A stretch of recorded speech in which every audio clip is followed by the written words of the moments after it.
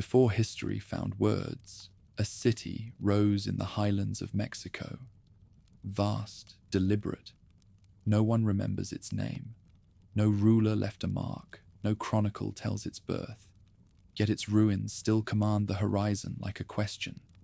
Travelers have walked its empty avenues for centuries, sensing a presence. Something larger than the people who once built it. Something older than memory. Stone by stone, a civilization shaped the earth into mirrors of the heavens, carving meaning into silence. Without warning, the voices stopped. The fires went out. What remained was a ghost, a city so perfect it survived its own disappearance. At the heart of the Mexican plateau, a wide basin cradled by mountains lay sleeping beneath veils of mist. It was a land of water and fire, lakes glimmering under volcanic peaks that could, without warning, devour the sky. Long before Teotihuacan rose, the Valley of Mexico was a place of quiet abundance and quiet peril. From its marshes and riverbanks came maize and maguey. From its slopes, obsidian sharper than any blade of bronze. Here, people lived close to the breath of the earth, and the earth often reminded them who ruled. In those early centuries before Christ, scattered villages clung to the edges of the lakes, Texcoco, Chalco, Xochimilco, each a patch of life in a world still half wild. Farmers shaped floating gardens of reeds and mud. Hunters stalked deer and rabbit in the dry grasslands. Potters and traders followed the tracks between hamlets. They spoke many tongues, but shared the same horizon.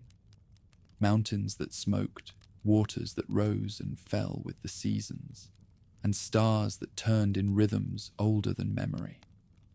Among those settlements, one name would later echo like a lost heartbeat, Quiquilco.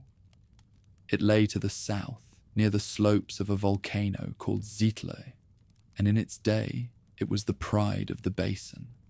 Its people raised the first true monument of central Mexico, a vast circular pyramid faced with stone, shaped not to pierce the heavens, but to hold them. Around it grew a city of 20,000 souls, traders, priests, craftsmen, and farmers, whose fields shimmered with maize and amaranth. They worshipped fire and water, sky and fertility, and perhaps believed that their world had achieved balance. But balance is a fragile thing when one lives upon a mountain's breath. The warning came in a season of tremors. The earth moaned beneath their feet, and then, one night, Zitle tore open. A tide of molten stone poured from its flanks, slow but unstoppable, swallowing fields, homes, and temples alike. The air turned red, the lake steamed, the gods went silent. For days, perhaps weeks, the people fled northward, carrying idols and seeds, leading children through a rain of ash. When at last the fire ceased, Quiquilco was gone, buried beneath a desert of rock that would cool only after generations. Those who survived scattered across the valley. Some settled in smaller villages near the lakes. Others wandered toward the northern plains, where the soil was thinner, but the ground was still whole. They brought with them the memory of a drowned city, and an instinct that the land must be read carefully, as one reads a dangerous text. In time, these exiles and their descendants found a place where several valleys converged. A broad plain framed by low hills and fed by springs that never dried. To the east, a jagged mountain rose like a guardian. To the west, the San Juan River traced a path through the plain. It was not the richest corner of the basin, nor the safest, yet it offered something subtler, a meeting point of trade routes, a foundation firm enough to build upon. Small hamlets took root there, clusters of huts built from clay and reeds, their walls painted in the ochres of the earth. Families tilled narrow plots, planted maize and beans, and gathered obsidian from the nearby hills. In that glassy stone lay both livelihood and danger. It gleamed like water, but cut like divine judgment. Men shaped it into knives, arrowheads, and mirrors polished to a dark brilliance. When they gazed into those mirrors, they saw not their own reflections, but the shimmer of gods watching back. Trade grew slowly along the tracks that crossed the valley. Obsidian was the blood of commerce, carried in baskets to faraway settlements, where it was exchanged for shells from distant coasts, feathers, and salt. The people of this northern plain became known for their skill in working it. Precise, methodical, almost reverent. The glint of the stone caught the eyes of travelers, and little by little more families arrived to join the growing villages. Seasons passed, then generations. The old fear of the volcano faded into story, a tale told by firelight. The new settlers began to raise small temples of earth and wood, modest shrines aligned with the path of the sun. These were not yet pyramids, but they hinted at the desire to connect heaven and soil, a longing that would one day find its answer in stone. Ceremonies were held at dawn and dusk, when the mountains cast long shadows across the plain. Drums echoed against the hills, and the air filled with the scent of burning copal. This gathering of people, fragile and improvised, might have remained a handful of villages had it not been for the gifts of geography. The valley, though dry, was a crossroads. From the west came traders bearing copper bells and greenstone. From the east, the roots of the Gulf. From the south, survivors of Quiquilco and the richer lands beyond the lakes. What began as refuge became opportunity. By 200 BC, a network of settlements had formed, their fields stretching wider each year. Where once families farmed apart, they now built together. Canals, causeways, terraces. The plain began to pulse with organized labor. Archaeologists would later find the traces of those earliest builders, foundations of adobe, pits of discarded obsidian flakes, fragments of clay figurines depicting women with wide eyes and elaborate headdresses. These were not the idols of empire, but of household devotion, guardians of fertility and hearth. Each gesture of worship was intimate, domestic, and profoundly human. And yet, behind that intimacy, something vast was stirring. The sense that the world itself could be shaped, aligned, made sacred through design. It was in this quiet century before Teotihuacan's birth that the idea of the city began to form, not as architecture, but as revelation. To live together was no longer merely convenient, it was divine. The builders of the early shrines watched the sun rise between the same peaks year after year and began to mark its path with posts, stones, and mounds. They discovered patterns, the same alignment of light that would, generations later, dictate the city's grandest avenue. Faith was turning into geometry. Meanwhile, the population grew beyond the scale of villages. New migrants brought skills, myths, and the ambition of survivors. Some remembered the round pyramid of Quiquilco and dreamt of surpassing it. Others spoke of distant lands where the gods were born from caves and rivers. Such stories blended in the new settlements, giving birth to a shared mythology, one in which the plain itself might be the womb of creation. By the 1st century before Christ, the valley had changed. The northern basin, once considered poor and dry, now hummed with life.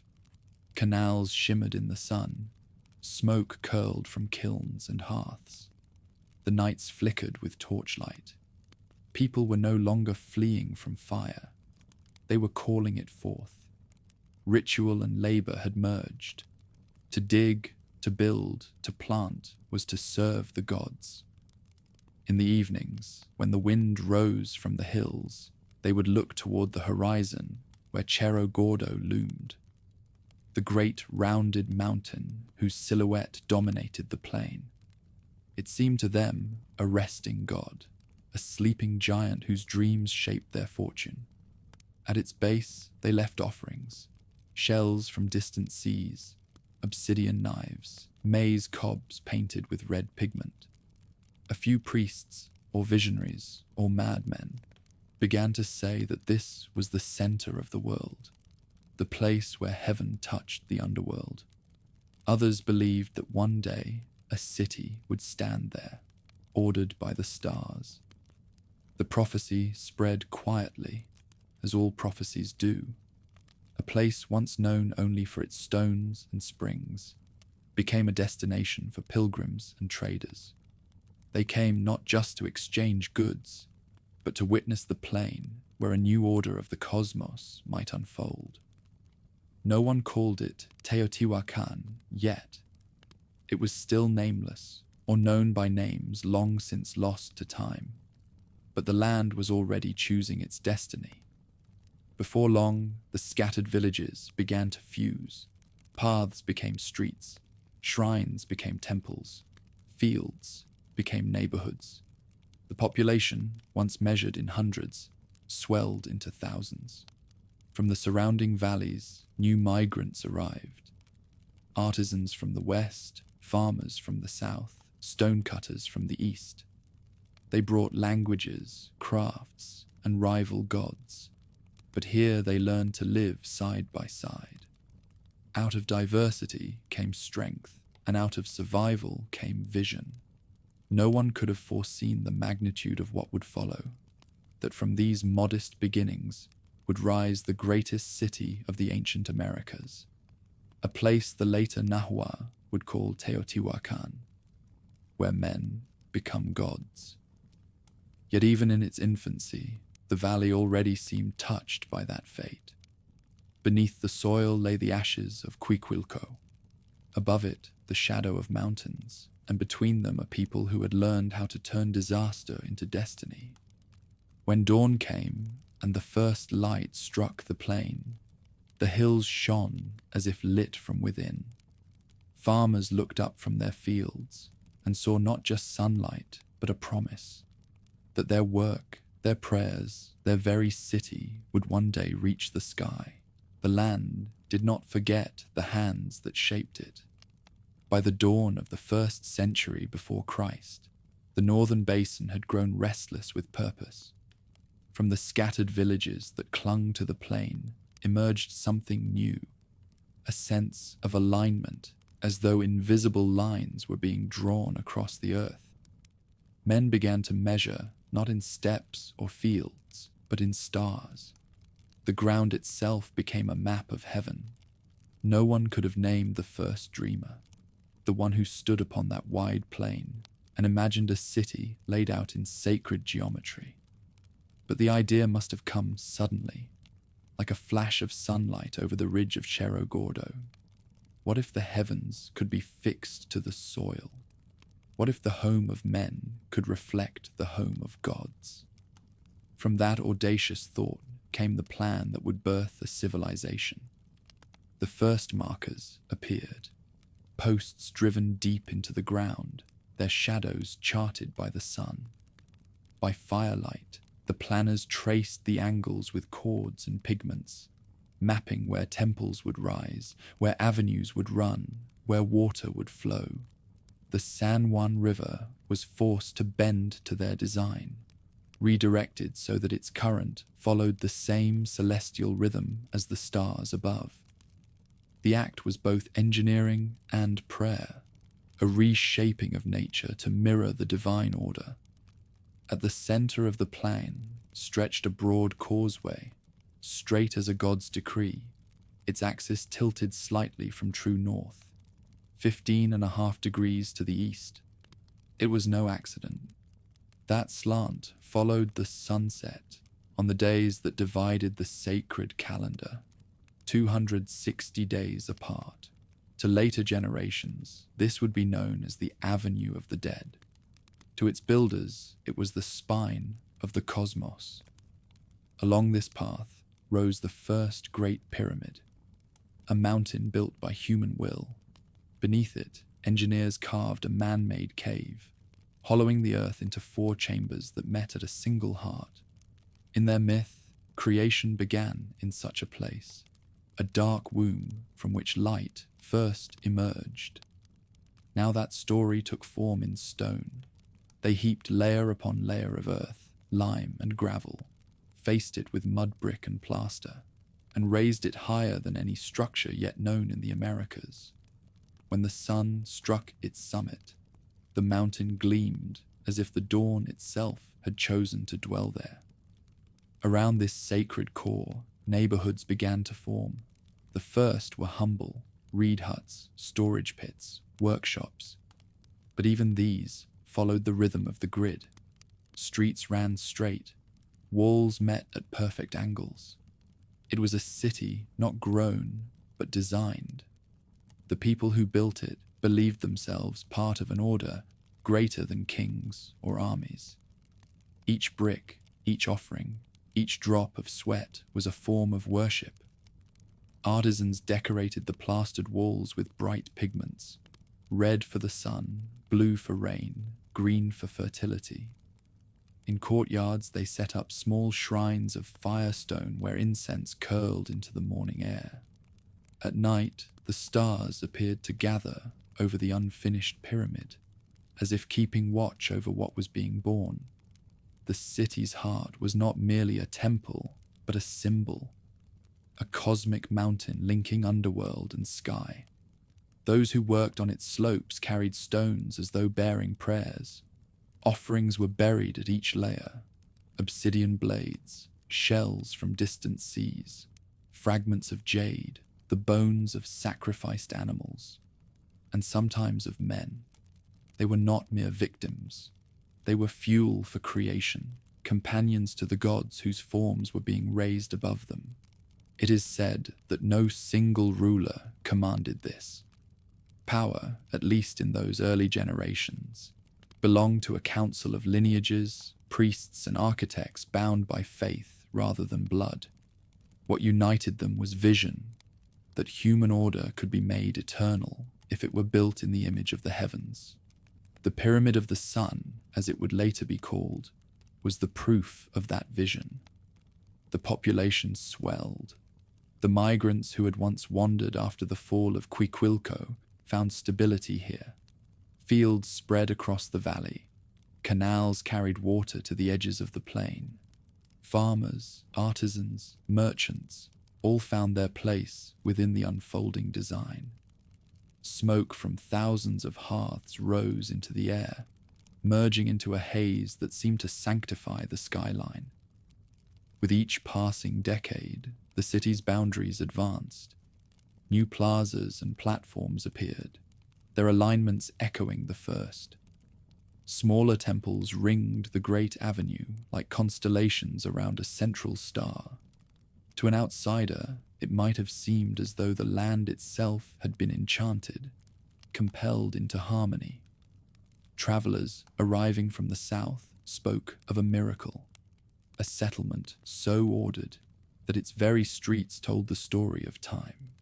At its heart, priests tended fires that never went out.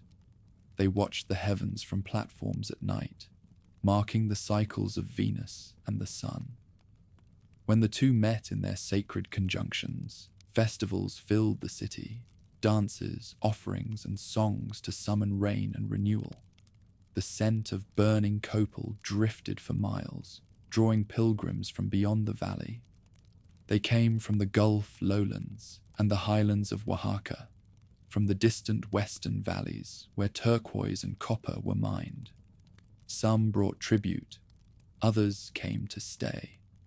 With them arrived foreign gods, foreign crafts, and foreign blood. But in Teotihuacan, though that name had not yet been spoken, all were absorbed into the greater design. The city was a living mandala, and everyone within it a moving part. By the turn of the era, the sacred avenue stretched more than 2 miles. It ended at the foot of Cerro Gordo, where the first builders had once seen their mountain of prophecy. There, another pyramid began to rise, smaller but no less deliberate. It was oriented to the same stars, its foundation laid with ceremony and blood. The two pyramids faced one another like twin flames, one for the sun's ascent, one for its descent, mirroring the dual forces of life and death that ruled the Mesoamerican cosmos. What might have seemed to later ages as mere architecture was, to its creators, the body of the universe. Every measurement echoed their sacred numbers: 260 days in the calendar, 52 years in the solar cycle. Even the distances between temples carried hidden meaning. They were not building a city. They were sculpting time. There is evidence that during this first great phase, no palace stood apart from the temples. The city was a collective act, not yet divided by privilege or wealth. The same hands that made bricks also made offerings. The same people who raised walls painted them with divine imagery. Power lay not in a throne, but in the idea that the city itself was divine. When night fell over the valley, the pyramids caught the last fire of the setting sun. From the surrounding plains, the glow looked like a beacon to the heavens, or perhaps a signal from the gods themselves. The people called their home many names, none of which survive, but the later Nahua would remember it as Teotihuacan, the place where men become gods. That name, though born centuries later, feels inevitable, as though it had always been waiting beneath the dust. By 50 AD, tens of thousands lived within the ordered grid. Marketplaces filled with traders selling obsidian blades, pottery, and woven cotton. Children played among the causeways. Priests lit torches at the base of the pyramid as the first stars appeared. There was peace in the valley and purpose in every act. Still, beneath that harmony, something larger was taking shape. The ambition of empire disguised as faith. To control the sacred calendar was to control time itself. To master the flow of water and fire was to claim the powers of creation. The builders may not have sought conquest, but their city's perfection invited imitation and fear. When the sun rose over the valley, its light struck directly upon the Great Pyramid, setting it aflame in gold. Farmers in distant fields could see that glimmer and knew that somewhere beyond the hills, the gods were being born again each morning. And so they came, pilgrims, refugees, dreamers, drawn to the city whose streets aligned with the stars. In that convergence of faith and geometry, Teotihuacan was founded, not as a mere settlement, but as a covenant between mankind and the cosmos. The city's planners had turned the sky into a blueprint, and from that blueprint, they summoned a civilization that would outlast its builders, its language, even its name. The mountain they made of their own hands would stand for 2,000 years, long after the men who built it had turned to dust. And from its summit, the world itself seemed remade. By the 1st century after Christ, the plain of Teotihuacan thundered with labor. Stone echoed against stone, and the air shimmered with dust and song. The city that had begun as a sacred alignment was becoming something far greater, a statement of faith made visible from the mountains. From dawn until nightfall, thousands of workers climbed the slopes of the half-built pyramid, hauling baskets of rubble and lime, their chants timed to the rhythm of drums. Each step upward was a prayer. The Great Pyramid of the Sun rose fastest of all. It dominated the valley like a second mountain, dwarfing the smaller mounds around it. From its summit, one could see the entire basin, the lakes in the south, the volcanic chain to the west. the faint shimmer of smoke from distant villages. The builders must have known they were creating a monument not only for their gods, but for all who would come after. No ruler's name would ever be carved upon it. The power it represented was older and deeper than any crown.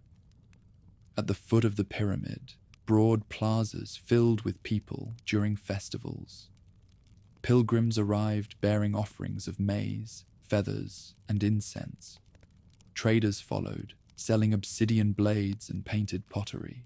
The sound of flutes drifted across the avenue, while priests in white robes climbed the steps, carrying braziers that trailed blue smoke. From below, the flames looked like stars descending to meet the earth. These were years of furious creation. The Avenue of the Dead stretched north to south in austere precision, flanked by temples and platforms still half buried in scaffolding. Canals and drains traced geometric lines through the neighborhoods. What had once been a collection of villages now pulsed as a single organism, fed by the river that had been tamed to flow through its heart. In that act, to bend a river, to force it to follow the stars, lay the city's defining spirit. Discipline and faith joined as one. Artisans shaped clay, stone, and pigment into a language of symbols. The gods of Teotihuacan began to acquire faces, some benevolent, some terrifying, all charged with meaning. In frescoes painted across the walls of temples, serpents curled through clouds, jaguars drank from flowing streams, and masked figures offered their hearts to the sky. Water, fire, and fertility wove together into a single cycle of renewal. Each image was less decoration than theology. The most potent figure of this new pantheon was the storm god, master of rain and lightning. His visage appeared on vessels and braziers, eyes round as the sun, mouth fanged like thunderclouds.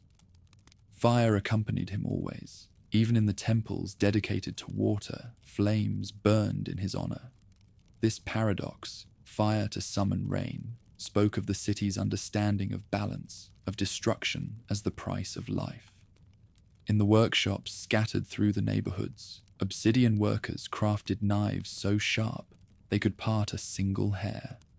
Others polished the black stone into mirrors for divination, gazing into their dark surfaces until visions rose.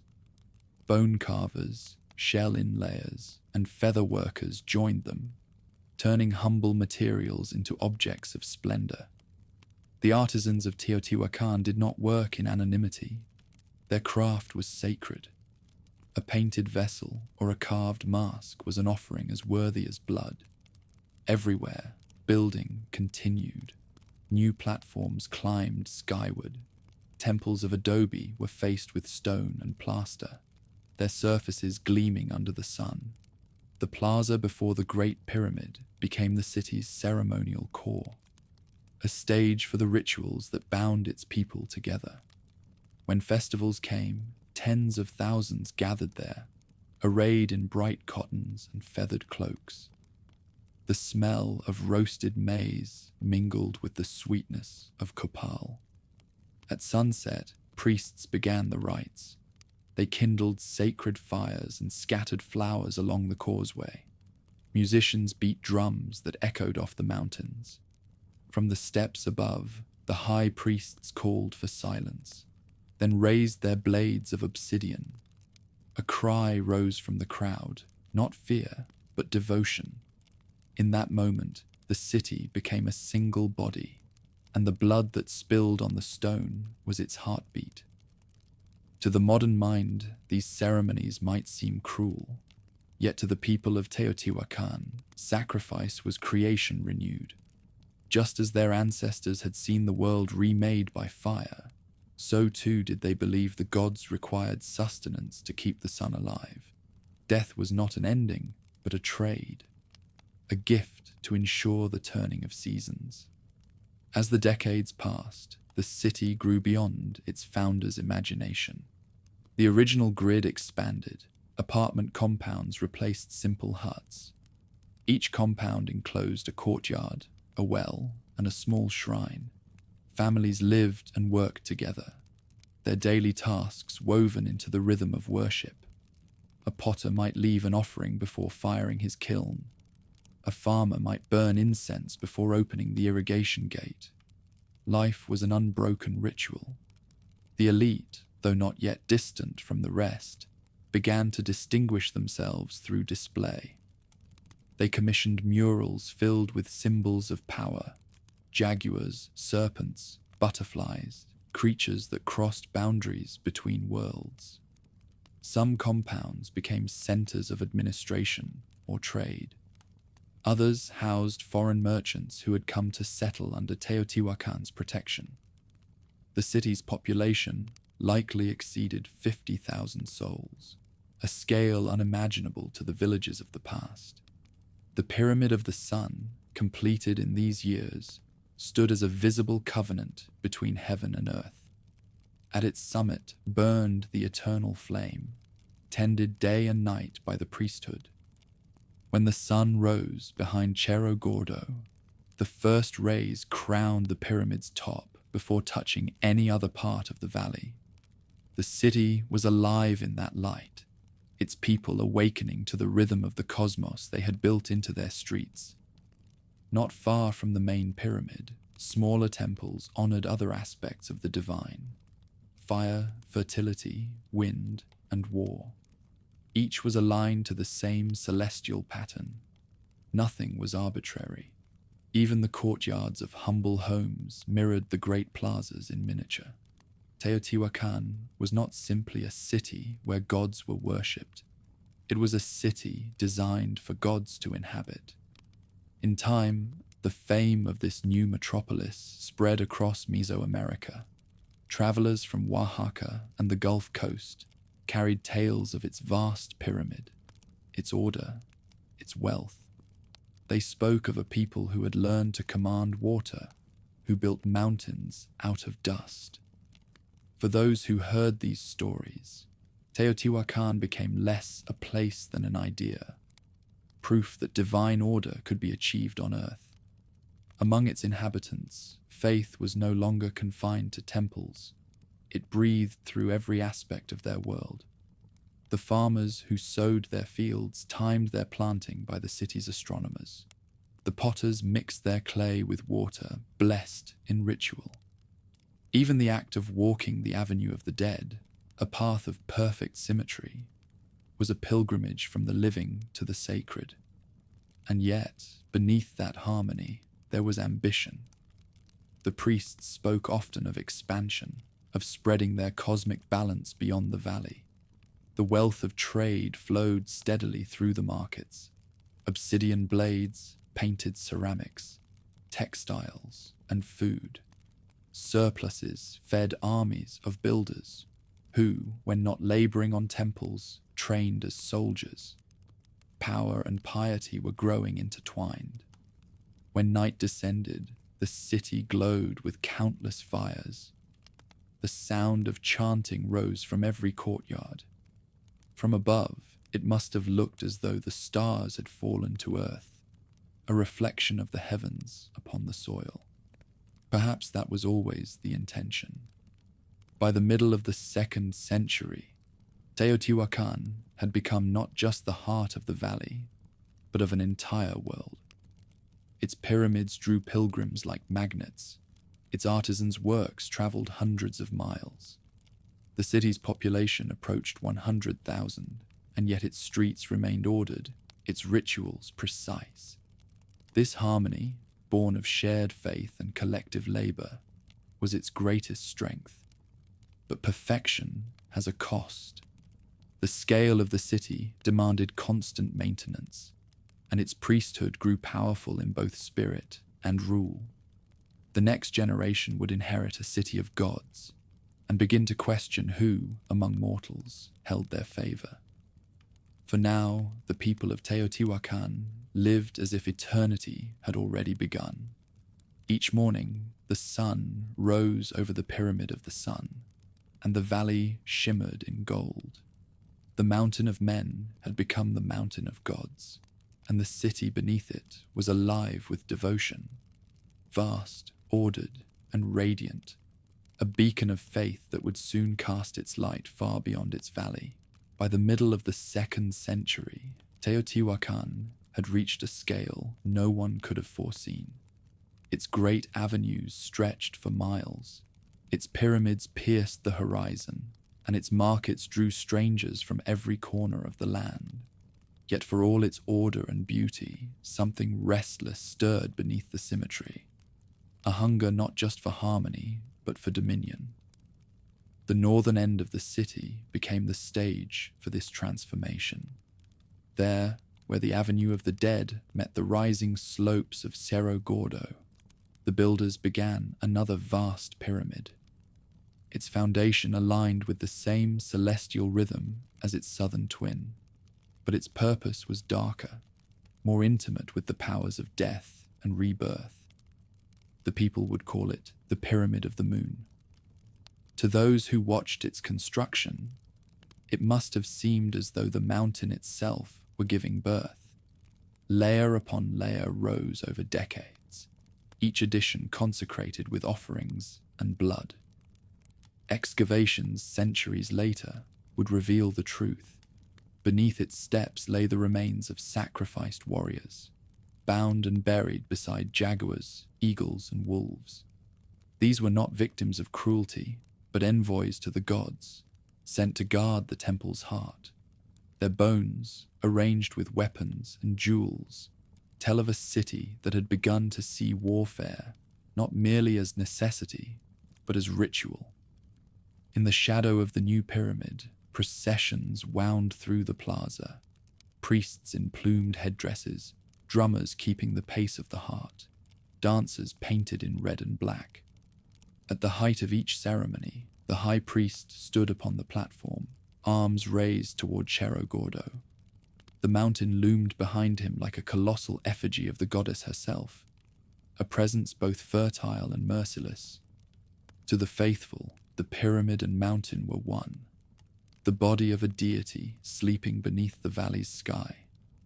The cult that gathered around this shrine reshaped Teotihuacan's soul. Its rituals were not confined to prayer or offering. They demanded spectacle, sacrifice, and submission.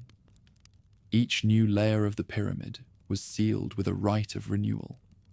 Warriors captured in battle, sometimes from faraway lands, were led in chains to the summit. There they met the obsidian knife beneath the open sky. Their blood darkened the steps, an offering meant to strengthen the city and its gods alike. This fusion of faith and might gave rise to a new order, one in which priests and generals shared power. The two were no longer distinct. A man could pray with one hand and wield a spear with the other. In murals, deities began to appear clad in armor, their faces half hidden by masks of serpents and fire. The same city that had once built pyramids to mirror the heavens now built them to proclaim authority on earth. Yet even amid this growing power, the artistry of Teotihuacan reached sublime heights.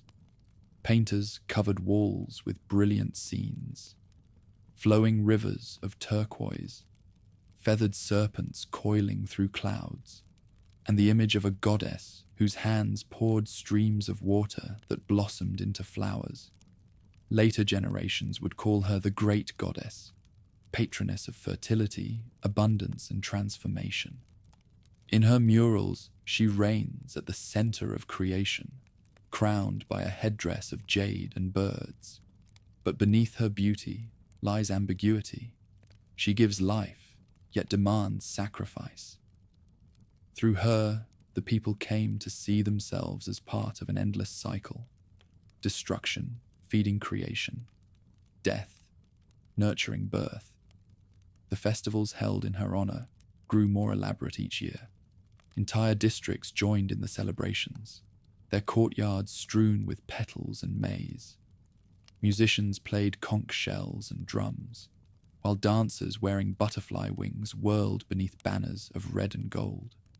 The air thickened with incense and the scent of agave drink, For a few days, the city dissolved into ecstasy, its citizens certain they were walking among gods. As faith deepened, so did the city's reach.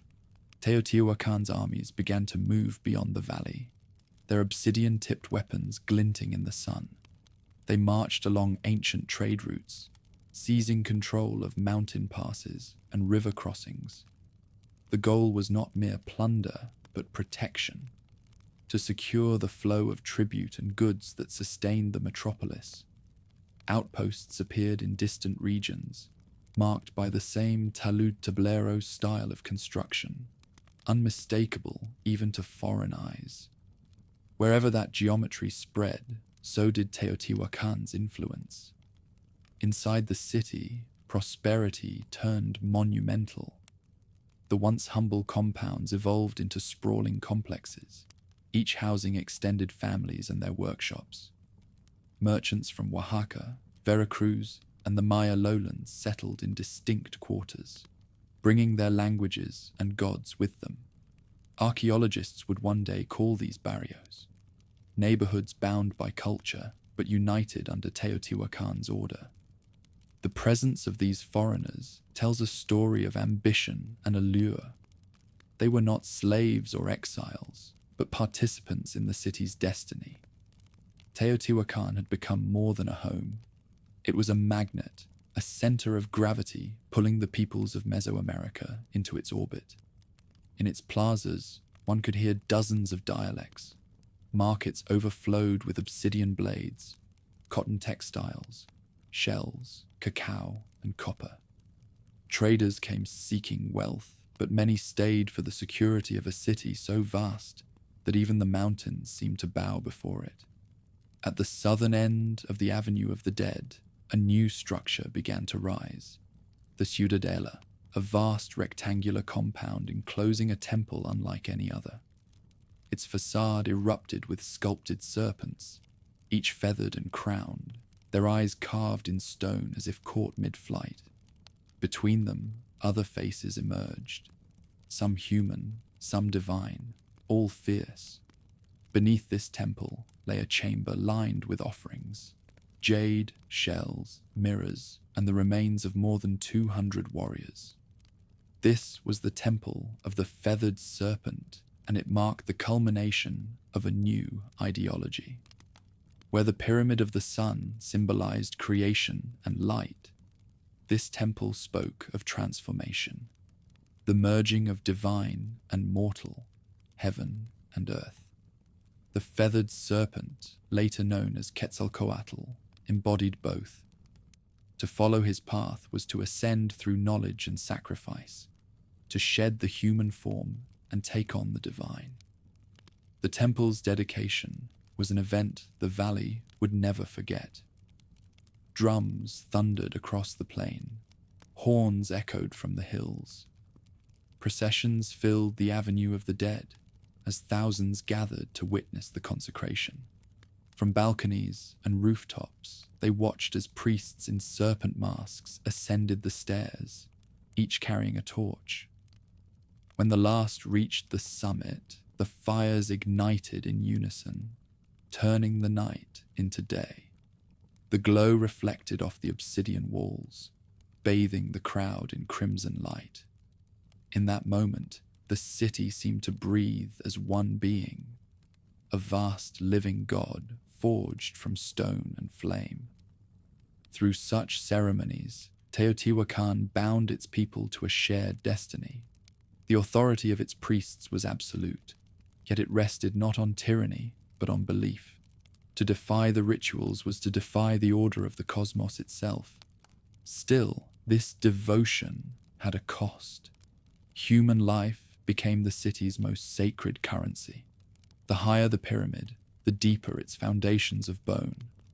By the middle of the 3rd century, Teotihuacan's reach extended far beyond the valley. Its armies, merchants, and emissaries appeared in lands hundreds of miles away. In Maya inscriptions from the east, symbols began to mimic those of the highland metropolis, proof that its power had crossed mountains and jungles alike. The city had become a mirror held up to the world, and the world could not look away. At dusk, when the last light struck the pyramid of the moon, its stone face turned red, as though remembering the blood once spilled upon it. Below, the city glowed with thousands of hearths, each one a reflection of the fires burning atop the temples.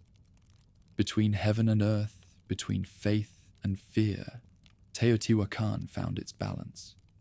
It was no longer merely the place where men become gods. It was where gods demanded men become worthy of them. Once, it was only a city. By the 3rd century, Teotihuacan had become a world unto itself. It had become an argument in stone, that the divine could be measured, built, and commanded. Every corner of its immense grid pulsed with purpose. From the highest temple to the humblest courtyard, order reigned. Smoke from 1,000 braziers curled into the sky, as if the earth itself exhaled in worship. And at the heart of it all, gleaming with painted scales and carved fangs, stood the temple of the Feathered Serpent. No monument better captured the city's ambition. Its facade blazed with images of gods bursting from waves of serpents, plumed, coiling, and crowned. Between their jaws, seashells were carved in relief, a language of water and fertility carved into stone. Yet behind that beauty lay the shadow of power. Beneath the temple's stairway, the builders sealed away more than 200 human bodies, buried in careful order, each one armed as a warrior. Some were foreign captives, others chosen men of Teotihuacan itself.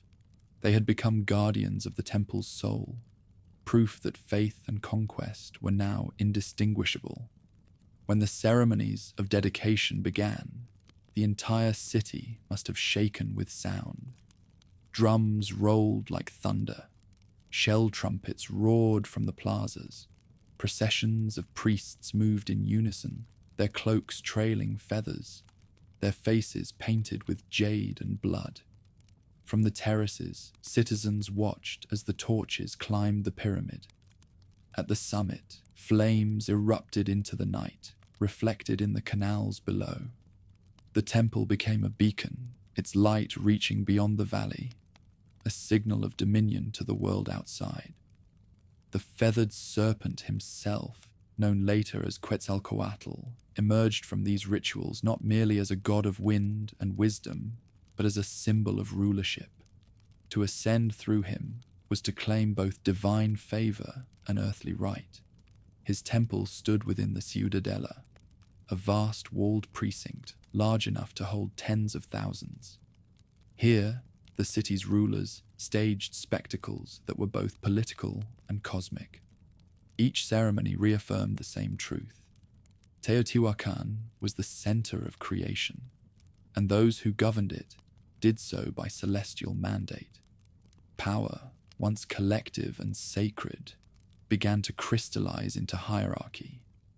Archaeologists would later find no singular throne, yet authority was everywhere visible, in the planned streets, in the regulated markets, in the murals that told of divine kingship without ever naming a king.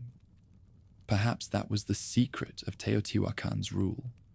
No face to challenge, no ruler to overthrow. The city itself was the sovereign.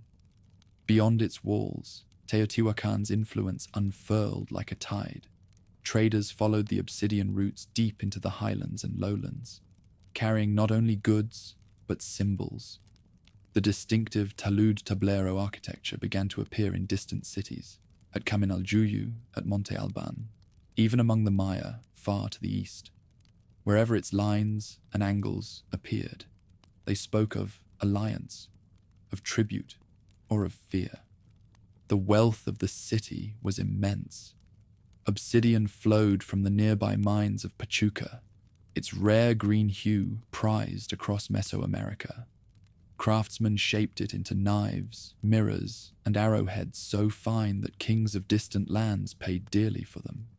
In return came shells from tropical coasts, cacao, feathers of the quetzal, copper bells and jaguar pelts, markets filled with color and clamor.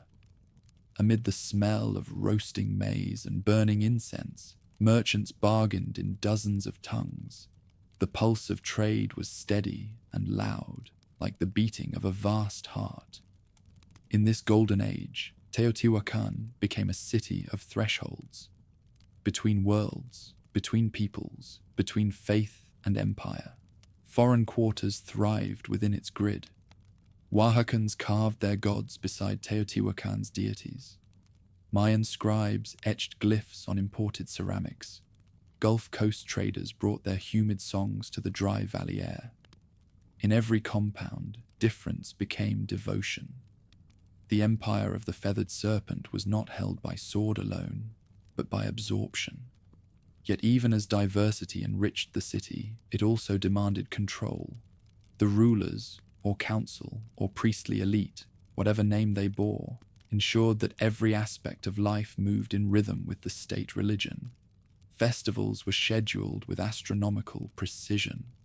The sacred fires were fed at appointed hours.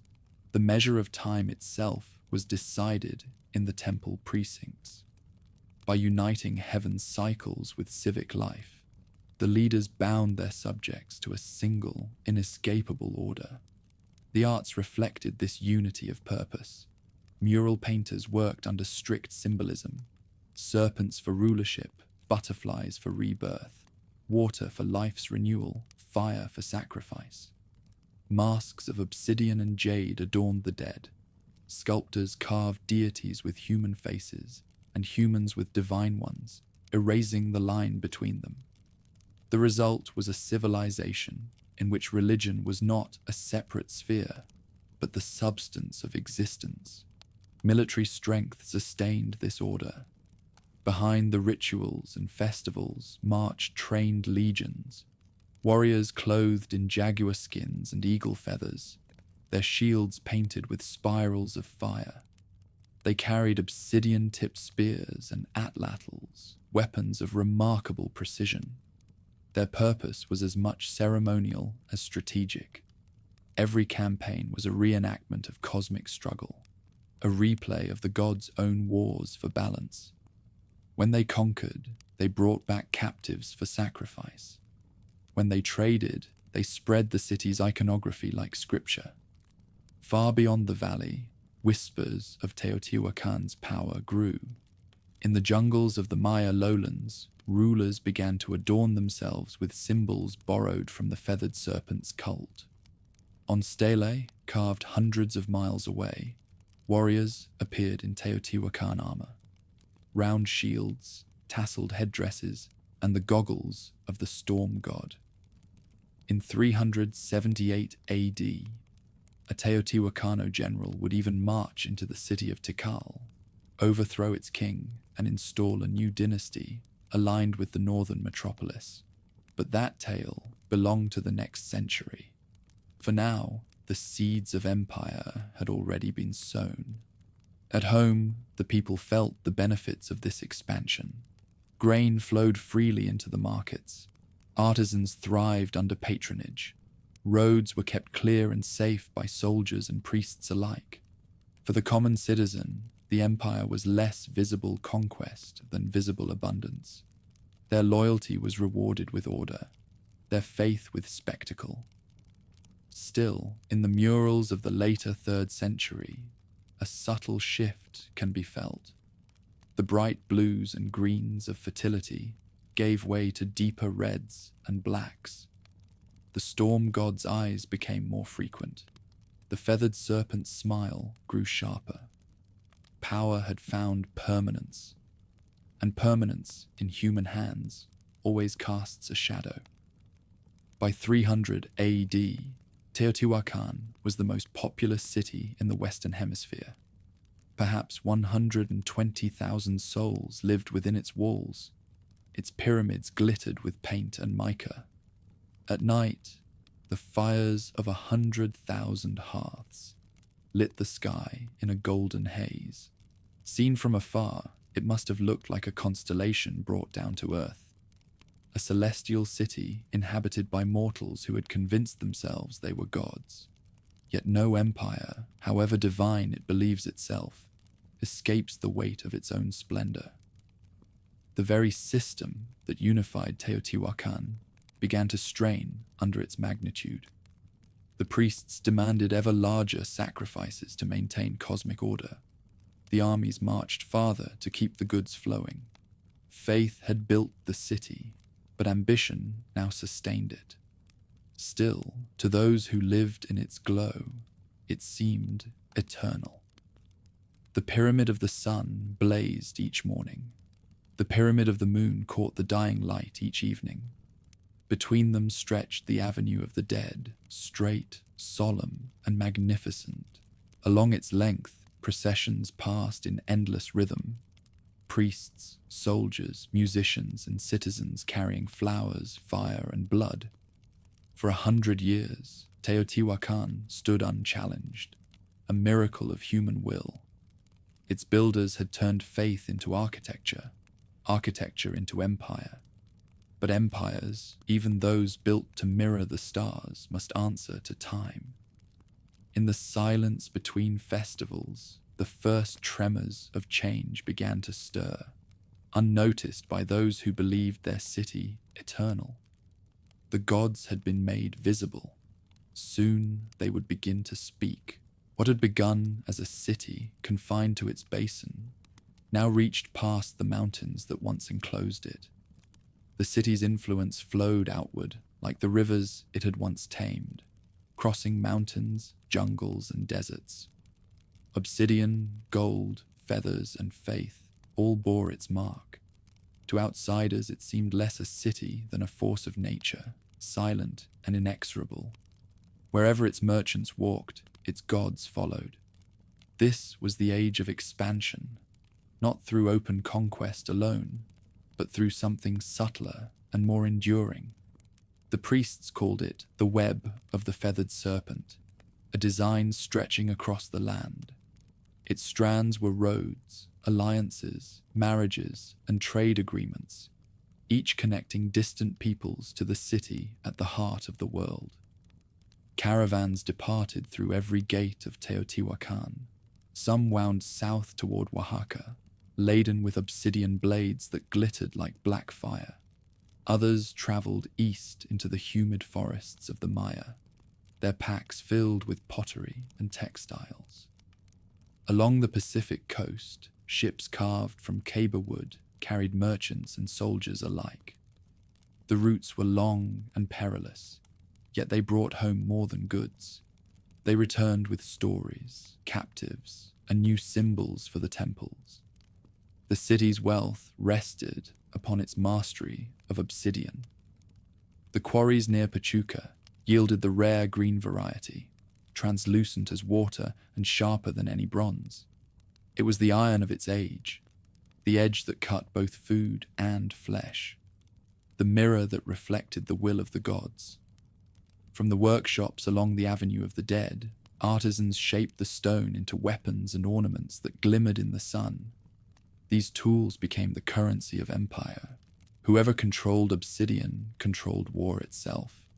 Foreign lords learned quickly that peace with Teotihuacan was more profitable than resistance. Envoys from distant cities arrived bearing tribute: shells, cacao, jaguar skins, and bright feathers of the quetzal.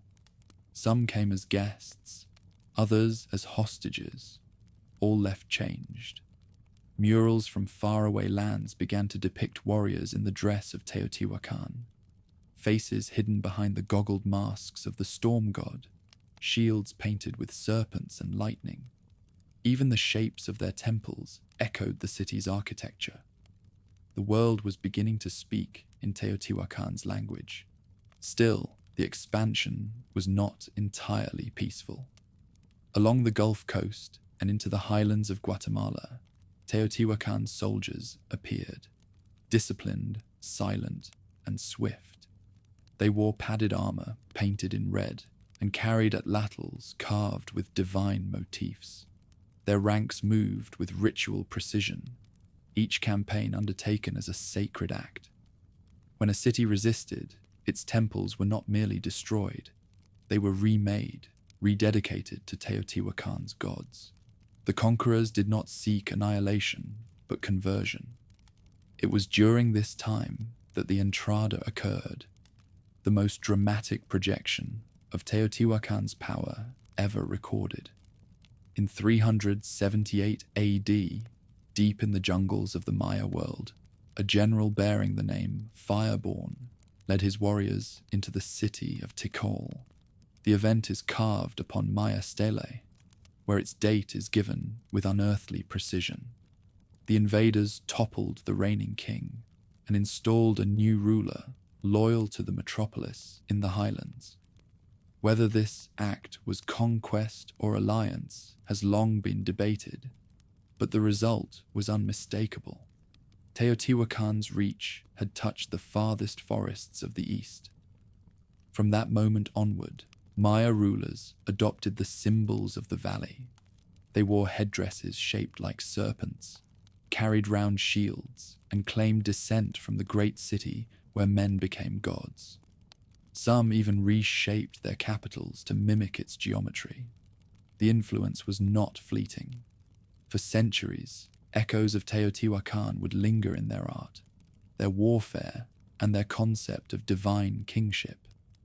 Back home, the prosperity born of this network transformed the metropolis.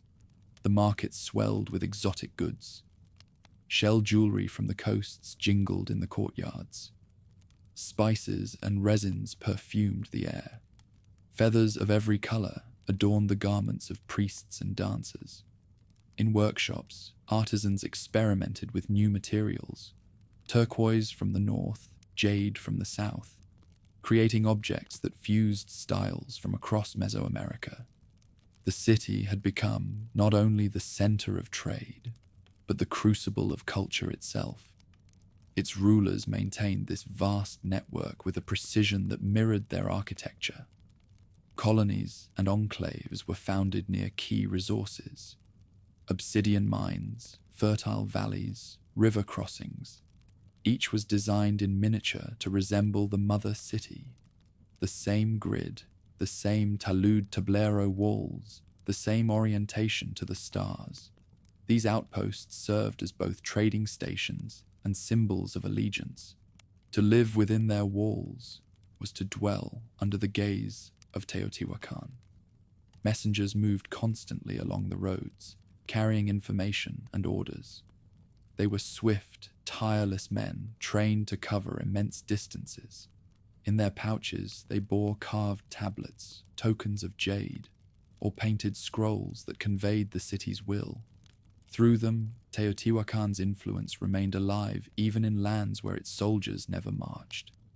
But every empire built on faith must balance belief with fear. The priests who directed this vast expansion justified it as divine necessity. The world, they said, was ordered only so long as Teotihuacan maintained harmony between sky and earth. To fail in that duty would invite chaos. Tribute was therefore not greed, but obligation.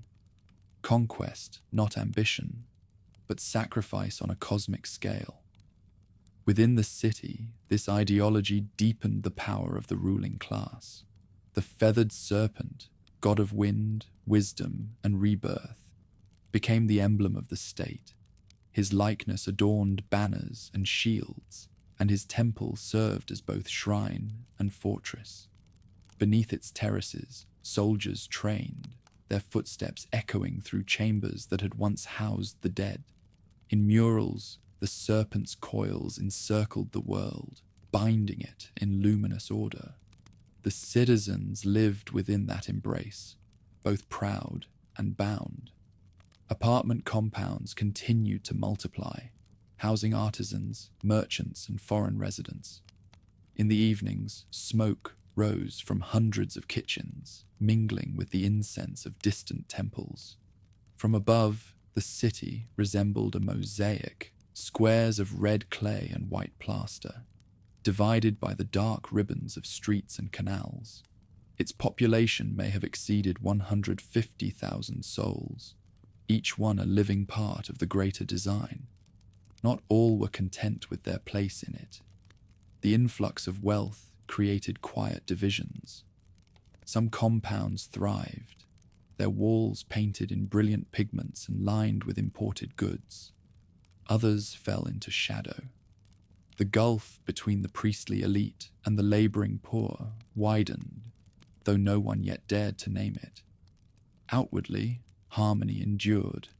The festivals still dazzled, the markets still roared, the temples still gleamed beneath the sun. But in the silence between drums, a tension began to hum, faint, persistent, and prophetic. Even so, the 4th century remained Teotihuacan's zenith.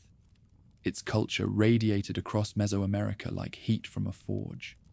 In distant cities, local kings measured their worth against its grandeur. Some sent their heirs to study its rituals. Others sent their daughters to marry into its lineages. To be allied with Teotihuacan was to borrow legitimacy from the gods themselves. As twilight fell over the valley, the pyramids glowed with the last light of day. From the terraces of the Feathered Serpent's temple, one could look north to the Pyramid of the Moon and south to the Pyramid of the Sun, the twin anchors of heaven and earth. Between them stretched a city that seemed to defy mortality. The wind carried the distant sound of flutes, the rustle of banners, and the murmur of countless prayers. No one could yet imagine that the same roads carrying wealth and tribute would one day bring ruin. For now, the empire stood untouched, its faith unchallenged, its power unquestioned. The web of the Feathered Serpent held firm, bright, intricate, and unbroken. And from its center, Teotihuacan watched the world move according to its design. Morning in Teotihuacan began with a low hum, the strike of hammers, the grinding of maize, the hiss of fire.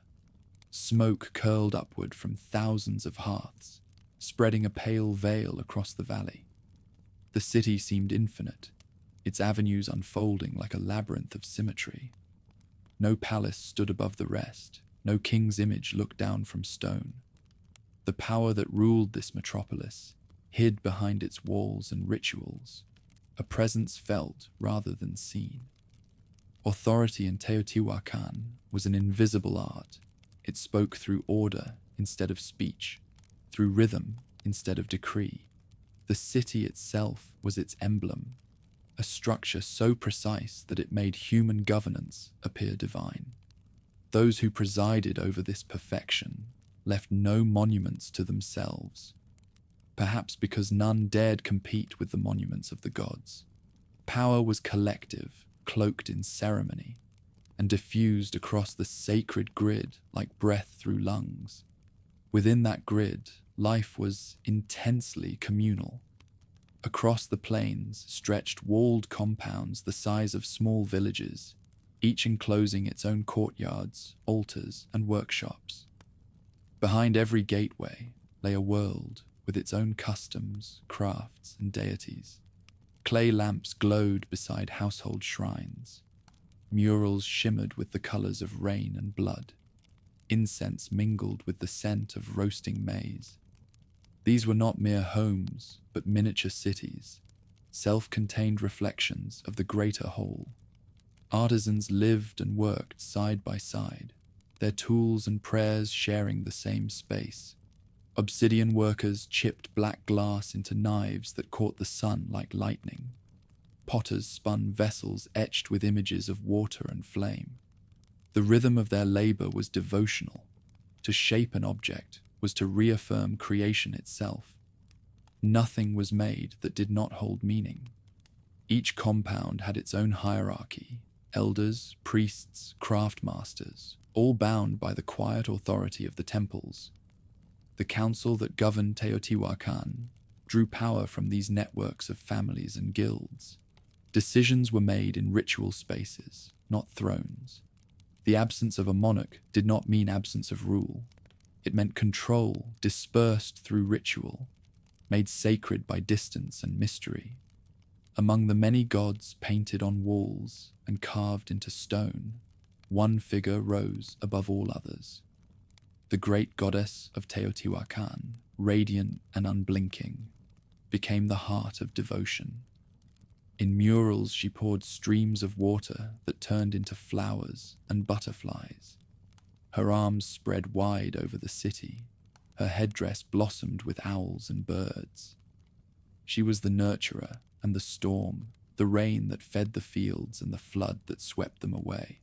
Her cult bound the city's identity together: abundance, order, endurance. Neighborhoods honored her with offerings of maize, shells, and feathers. At dawn, women carried bowls of water to her altars, sprinkling the courtyards as a plea for fertility. In the murals of Tepantitla, she appears surrounded by green abundance, yet her eyes remain solemn, eternal. To her worshippers, she was both mercy and warning.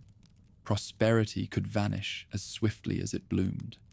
The variety of life within the city was astonishing. Walk a few streets in any direction, and the language shifted, the faces changed. Immigrant quarters dotted the metropolis like constellations: Zapotec traders from Oaxaca, Maya scribes from the jungles to the east, Totonac merchants from the Gulf. They built their own temples within Teotihuacan's grid, adorning them with gods from their homelands. Yet all were reimagined in the city's style. Even their dead were buried according to local rites, but beneath murals painted with Teotihuacan's colors. Unity was enforced not by sword, but by design. Markets were the lungs of this vast organism. Under rows of canopies, the hum of barter rose like steady music. Obsidian blades gleamed beside cacao beans and jaguar pelts. Copper bells jingled in the hands of traders. Storytellers called out news from distant lands. The smell of burning copal mixed with the sweetness of fruit and the tang of sweat. It was there, among the noise and dust, that Teotihuacan's diversity came alive. Beyond the bustle, priests and administrators recorded tribute, tracked inventories, and maintained the ritual calendar that structured every aspect of life. The cycles of work and worship, planting and harvest, birth and death, all were synchronized to the movement of the stars. Time itself belonged to the city. Evenings in Teotihuacan revealed a different beauty. As the sun fell behind the mountains, the pyramids caught the last light and turned molten gold.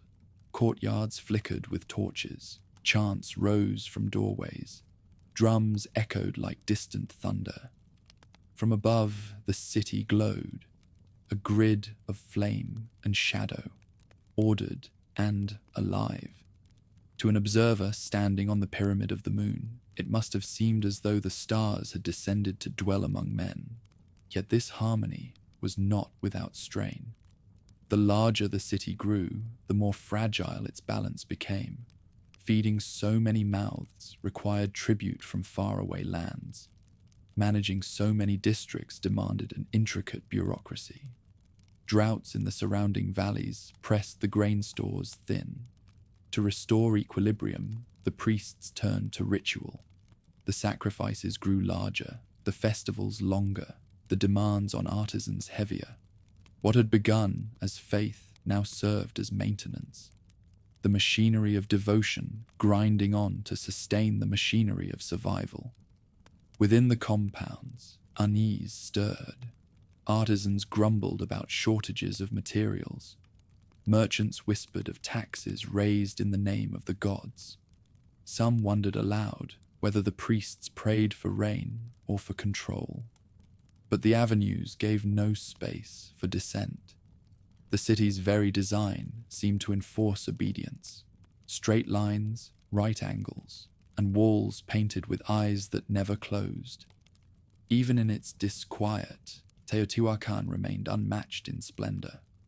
The murals of this period reached their height, fluid, dreamlike compositions of color and movement. In them, priests and deities merged. Humans floated in rivers of water and sky. The painters no longer distinguished between myth and memory. Everything sacred and mundane blended into one vision. Foreign visitors described the city as overwhelming, a place where every surface bore meaning. The Pyramid of the Sun gleamed with mica under the noon light. The Pyramid of the Moon loomed against Cerro Gordo, its terraces streaked with the shadows of the past. The Avenue of the Dead, lined with altars and courtyards, seemed to lead directly into eternity. To stand there was to feel one's own life shrink beside the vastness of divine architecture. Inside those monumental walls, people lived ordinary joys. Children splashed in courtyards after the rains. Lovers painted each other's faces with crushed pigments. Elders told stories of Cuicuilco's fall and the ancestors who had turned fire into fortune. For them, the city was not just stone and ritual. It was home. Its perfection was not tyranny, but comfort, an assurance that the world had shape and purpose. Still, perfection carries its own decay. The very system that gave Teotihuacan stability was beginning to harden into immobility. Tradition weighed as heavily as the stones of its pyramids. Innovation slowed. Ritual replaced imagination. The people continued to honor the great goddess, to walk in orderly processions, to build and rebuild their sacred homes. But behind the calm facade, something human, the spark of individual will, was slowly dimming. For another generation, the illusion would hold. The priests would still command the rains. The artisans would still paint paradise upon their walls. Yet the paradise they painted no longer matched the world outside. The rivers ran thinner.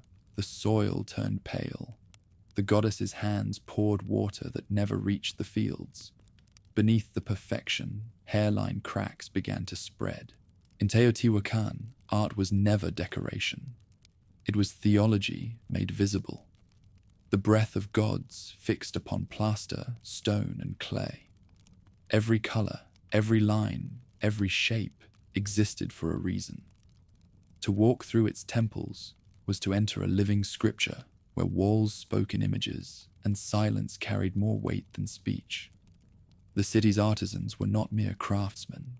They were interpreters of the sacred, trained to translate the unseen into form. Each mural, each carved mask, each sculpted vessel was both offering and revelation. The materials themselves seemed chosen for their elemental power. Obsidian for night and reflection, jade for life and water, shell for the breath of the sea. To hold such an object was to hold a fragment of creation. In the compounds of Tepantitla and Tetitla, painters covered the walls with scenes so intricate that even the gods seemed to move through them. Colors glowed as though drawn from sunlight, deep cinnabar, bright turquoise, the dusty green of volcanic glass. These pigments were made from crushed minerals mixed with lime and sap, their endurance almost supernatural.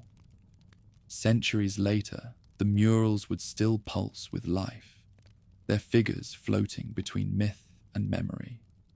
At the heart of this imagery stood the great goddess, serene, immense, and elusive. She was painted wearing a vast headdress of birds and jade, her hands outstretched as she poured water that became flowers, butterflies, and streams. Around her swirled priests, animals, and spirits, all suspended in her fertile domain. Yet beneath the abundance, darker symbols appeared. Spiders, owls, and serpents, reminders that creation was inseparable from death. The painters who rendered her seemed to understand this duality. Their brushwork followed the rhythm of ritual, precise yet fluid. In her eyes they placed no pupils, only white space, an eternal gaze without emotion. She was not a being to adore, but a force to accept, vast and indifferent as the valley itself. To live in Teotihuacan was to live within her body, to breathe her air, to harvest her gifts, and to risk her wrath. Other deities shared the walls. The storm god, with his goggled eyes and jagged lightning bolts. The feathered serpent gliding through clouds. The fire god hunched over his brazier. Yet these were less individuals than aspects of a single cosmic order. Together they formed a pantheon without hierarchy, a circle of powers in perpetual balance. The artists captured that balance through symmetry and rhythm. Their compositions mirrored the geometry of the city, as if every brushstroke reaffirmed the grid that held the world together. In some murals, processions of priests march towards sacred mountains. In others, lines of butterflies rise toward the sun, their wings marked with spirals symbolizing rebirth.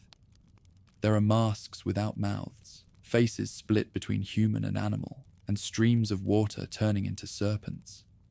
To the uninitiated, they might seem dreamlike or chaotic.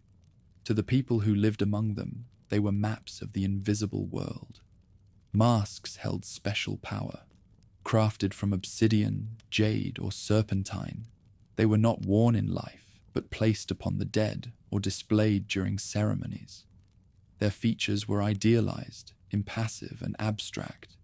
The face of humanity stripped of individuality. To wear a mask, even briefly, was to dissolve the self and become an instrument of the divine. In the city's rituals, dancers donned them as they moved through clouds of incense, embodying gods rather than portraying them. The same idea shaped sculpture.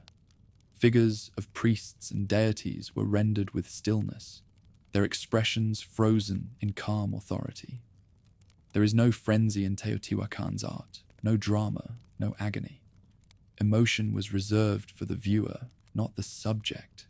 The artist sought permanence, not realism, a kind of silence that could outlast empires. Obsidian mirrors, polished to a flawless sheen, were among the city's most mysterious creations. Priests gazed into their depths to divine the will of the gods or the course of the stars. Some believed the mirrors were portals, windows between the living and the dead, between the material and the celestial. When sunlight struck their surface, they reflected nothing but brilliance, erasing both observer and reflection. Through these arts, Teotihuacan revealed its soul, orderly, visionary, and devoted to the eternal. Even the humblest object carried meaning. A painted pot might show a serpent encircling maize, symbolizing the harmony between earth and rain. A simple household altar might depict the fire god crouched over embers, his hands cupped around the promise of renewal. Beauty and ritual were inseparable. The city's architecture shared this devotion to meaning. Temples and courtyards were arranged to echo astronomical alignments. The rising of the Pleiades, the path of Venus, the solstices of the sun. Priests tracked these movements from observatories built atop the temples, noting how the light struck particular walls on sacred days. When dawn fell precisely upon the face of the pyramid of the sun, the moment marked the start of planting season, a fusion of cosmic and earthly time. The art of Teotihuacan was not static. It evolved with the city's ambitions. Early works celebrated fertility and rain. Later ones introduced themes of warfare, sacrifice, and power. Murals began to feature processions of warriors wearing plumed helmets, their shields adorned with the feathers of the serpent. The message shifted subtly. Prosperity came not only from the favor of gods, but from the might of men who served them. Even so, the artists never abandoned the idea of balance. Death and life, creation and destruction, fire and water. These opposites were painted not as contradictions, but as partners. The city's aesthetic was one of equilibrium. A serpent coiled beside a butterfly, a flower bloomed beside a blade. The divine was not pure light or darkness, but the tension between them. In every courtyard, in every temple, art taught the citizens how to see the world. It told them that their lives were part of a pattern larger than themselves, that work, worship, and sacrifice were all forms of creation. To paint a wall was to affirm existence. To carve a god was to sustain the cosmos. Even the act of sweeping a courtyard before dawn had ritual meaning, echoing the cleansing of the world before the sunrise. When foreigners entered the city, they were struck by this unity of beauty and belief. To their eyes, Teotihuacan was a place where art did not imitate life, but commanded it. The murals glowed with a luminosity unlike anything they had seen. The sculptures radiated an austere calm. In their silence, visitors felt both awe and unease, the sense that the city was alive, watching, and conscious of its own perfection.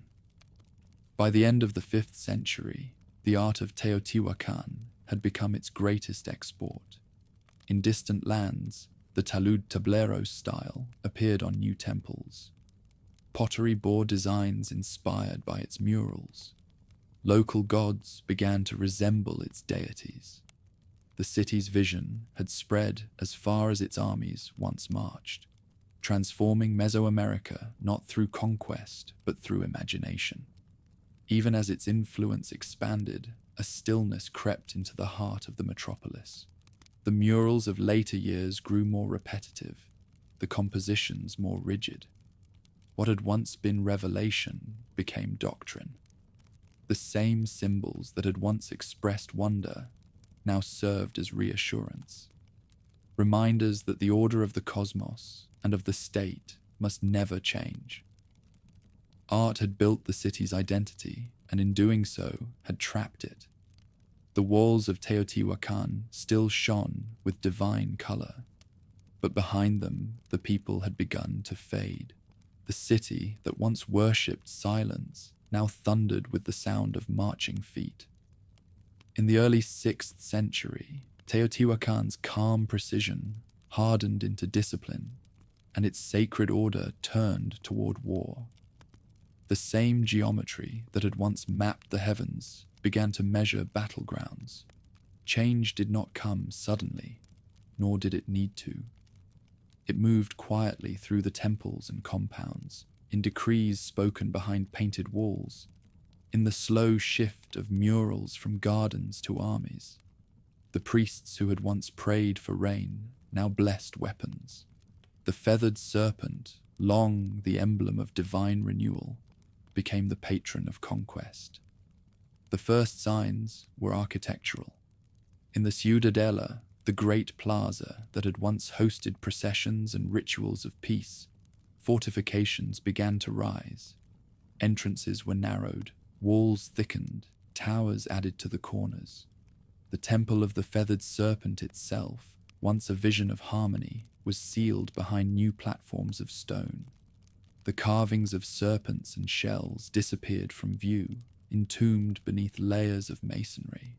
To the city's citizens, this rebuilding was both a mystery and a warning. The gods were being hidden, or perhaps protected, from the world they had created. The power that directed these changes remained unseen. No chronicler recorded the debates of the ruling council. No sculptor left the likeness of a general or king. But the evidence lay everywhere. In the weapon workshops multiplying across the city, in the warehouses stocked with obsidian blades, in the murals that replaced flowing water with lines of soldiers. The empire that had once expanded through influence now braced itself for defense or dominance. Teotihuacan's armies were not rabble, but institutions of faith. Warriors trained as though performing liturgy. Each carried a shield painted with divine symbols: the spiral of wind, the serpent of rebirth, the eye of the storm god. Their weapons were works of art: obsidian-tipped spears, darts, and knives that gleamed like frozen light. Armor was layered cotton hardened with salt water, decorated with the feathers of eagles and jaguars. To fight was not merely to protect the city, but to reenact the cosmic struggle that had birthed the sun. Ceremonies preceded every campaign. Before the soldiers departed, priests lit fires at the temples, and the warriors danced around them, stamping their feet in unison while drums echoed against the mountains. Blood was drawn from the warriors' ears and tongues, mixed with incense and cast into the flames as an offering. The soldiers went to war purified as instruments of balance, not aggression. Beyond the valley, Teotihuacan's influence met resistance. The tributary cities that once sent gifts began to assert independence. Trade routes shifted, and the cost of control grew heavy. To maintain its network, the metropolis deployed its armies farther than ever before, through jungles, mountains, and deserts. Some of these expeditions succeeded. Others vanished without trace. The returns diminished, but the ritual of conquest continued, as if war itself had become the last affirmation of divine order. Inside the city, the transformation was visible. Murals now showed processions of warriors in elaborate headdresses, marching across blood-red backgrounds. The great goddess, once a figure of flowing water, appeared surrounded by fire and smoke. Even the walls of domestic compounds bore new motifs: bound captives, spears, shields, reminders that peace was no longer guaranteed. The people learned to live under the watch of their own armies. In the workshops, artisans shifted their production. Obsidian tools for farming gave way to weapons. Decorative pottery yielded to military insignia. The same hands that had painted butterflies and rain gods now inscribed jaguars, serpents, and skulls. The change was not despairing. It was dutiful. The citizens of Teotihuacan believed their city to be the center of the universe. If that universe required blood to sustain it, then blood would be given. Still, beneath the pageantry of faith, unease crept through the compounds. Soldiers returned from distant campaigns, bearing stories of burned villages and captives brought to the temples. Families began to fear the summons of the priests, for the line between soldier and sacrifice had grown thin. To die in battle was to be sanctified. To die upon the pyramid steps was to ascend. Either way, the city's gods feasted. The rituals themselves became more theatrical. In the plazas, mock battles were staged before the crowds, ending with real deaths. Prisoners were arrayed in finery, their faces painted with the same calm expressions seen on temple masks. The people watched in reverence as the priest's blade flashed in the sunlight. Blood flowed down the steps like a libation to the earth. The drums did not stop. Children clapped, women sang, and the cycle renewed itself. Behind these spectacles lay the exhaustion of empire. Trade faltered. The obsidian mines yielded less than before. Drought struck the highlands, forcing grain imports from farther south. The priests responded with more sacrifices. The soldiers answered with more campaigns. The machinery of faith had begun to consume itself. Yet even now, Teotihuacan remained magnificent. The pyramid of the sun towered over the valley, its paint still bright beneath the sky. The pyramid of the moon shone pale against Cerro Gordo, its terraces catching the light like frozen waves. From the top, one could see the entire civilization, an ocean of rooftops, a web of canals, and the faint smoke of distant hearths. To stand there was to believe that nothing could end such grandeur. The city's art reflected that illusion of permanence. Murals of this period are strikingly controlled, full of color, but drained of tenderness. Lines are sharper, symmetry stricter, the divine faces expressionless.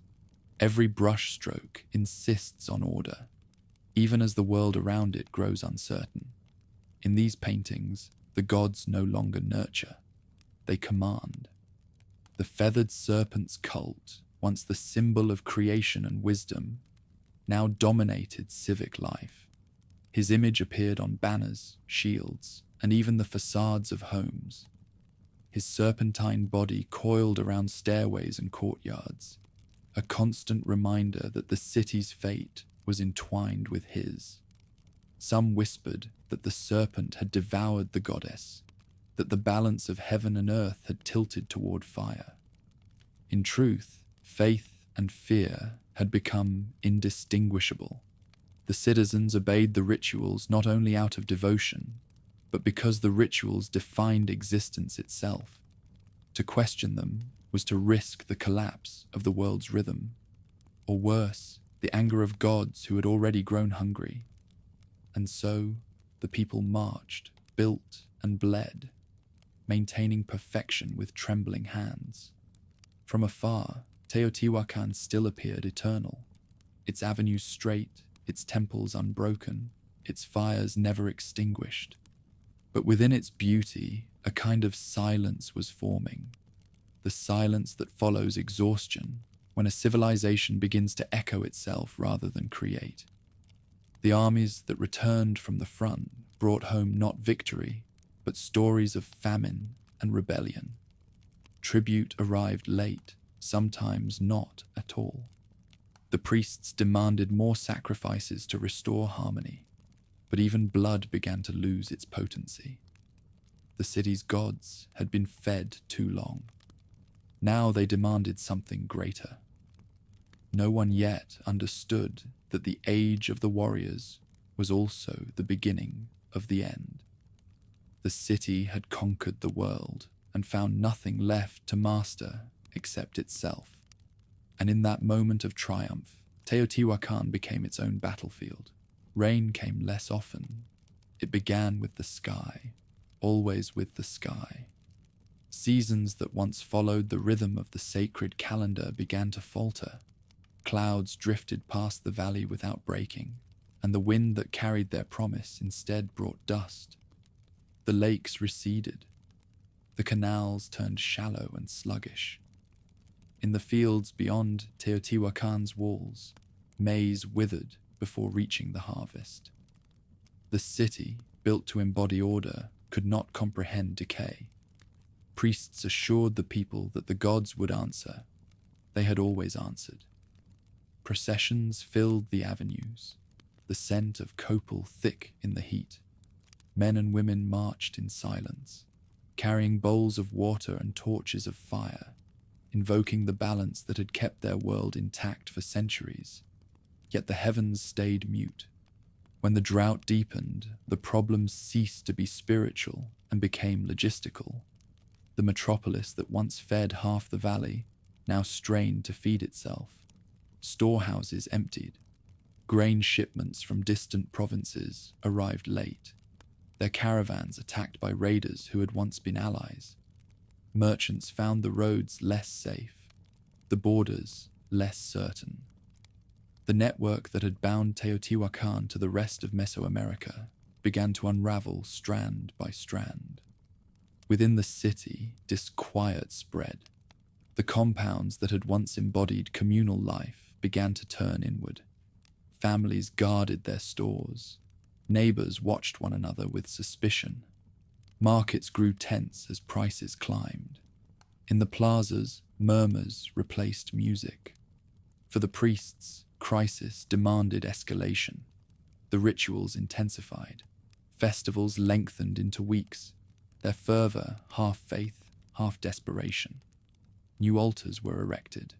The old ones were rededicated with greater solemnity. Blood offerings, once rare and symbolic, became constant. The gods were hungry, the people were told, and hunger must be met with hunger. Each dawn, the courtyards filled with smoke as sacrifices were performed. Not only captives, but citizens who volunteered or were chosen. Their blood was meant to nourish the dry earth, to rouse the sleeping goddess whose painted hands had ceased to pour water.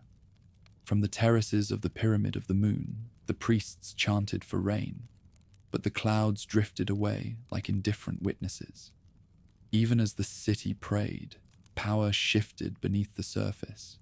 The council that once ruled through consensus fractured into factions. Some advocated war, seeking new territories to plunder for food and tribute.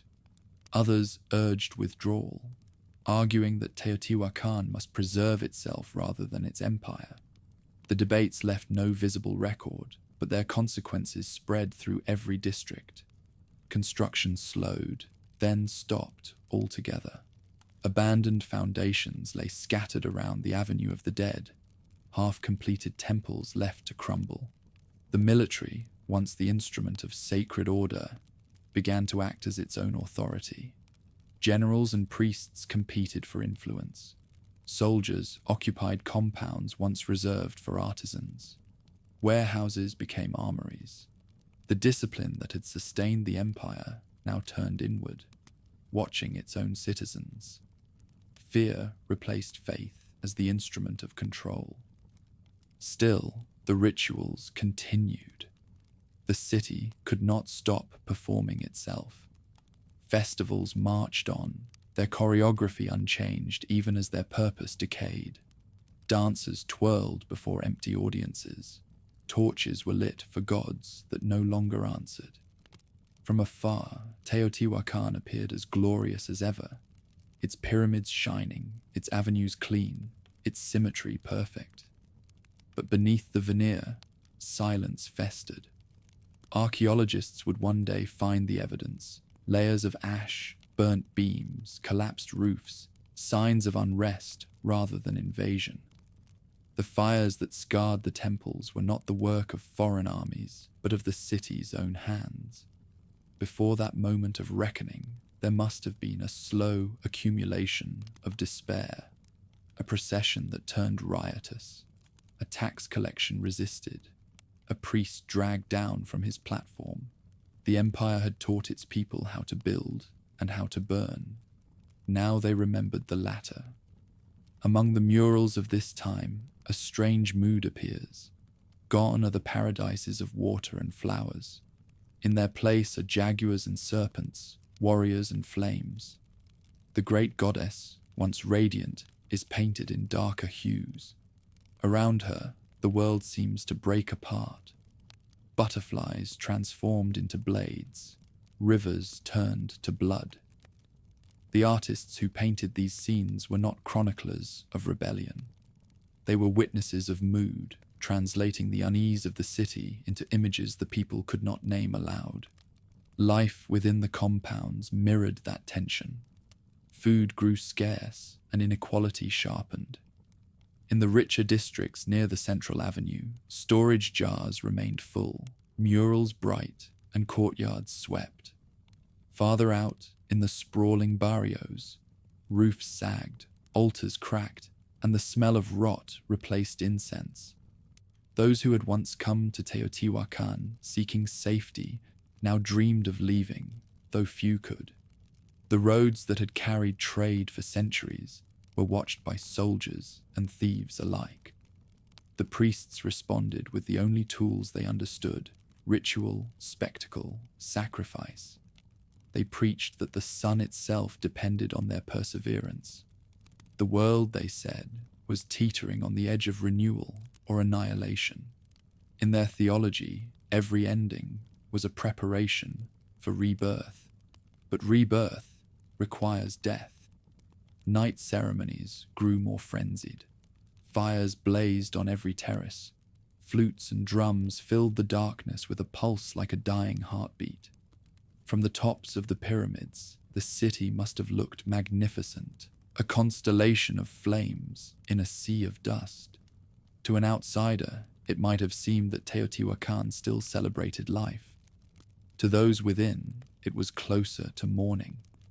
The balance that had sustained the city for centuries, between priest and soldier, between faith and reason, between beauty and terror, had begun to collapse. The Feathered Serpent's cult, once the symbol of cosmic order, now served as the banner of war.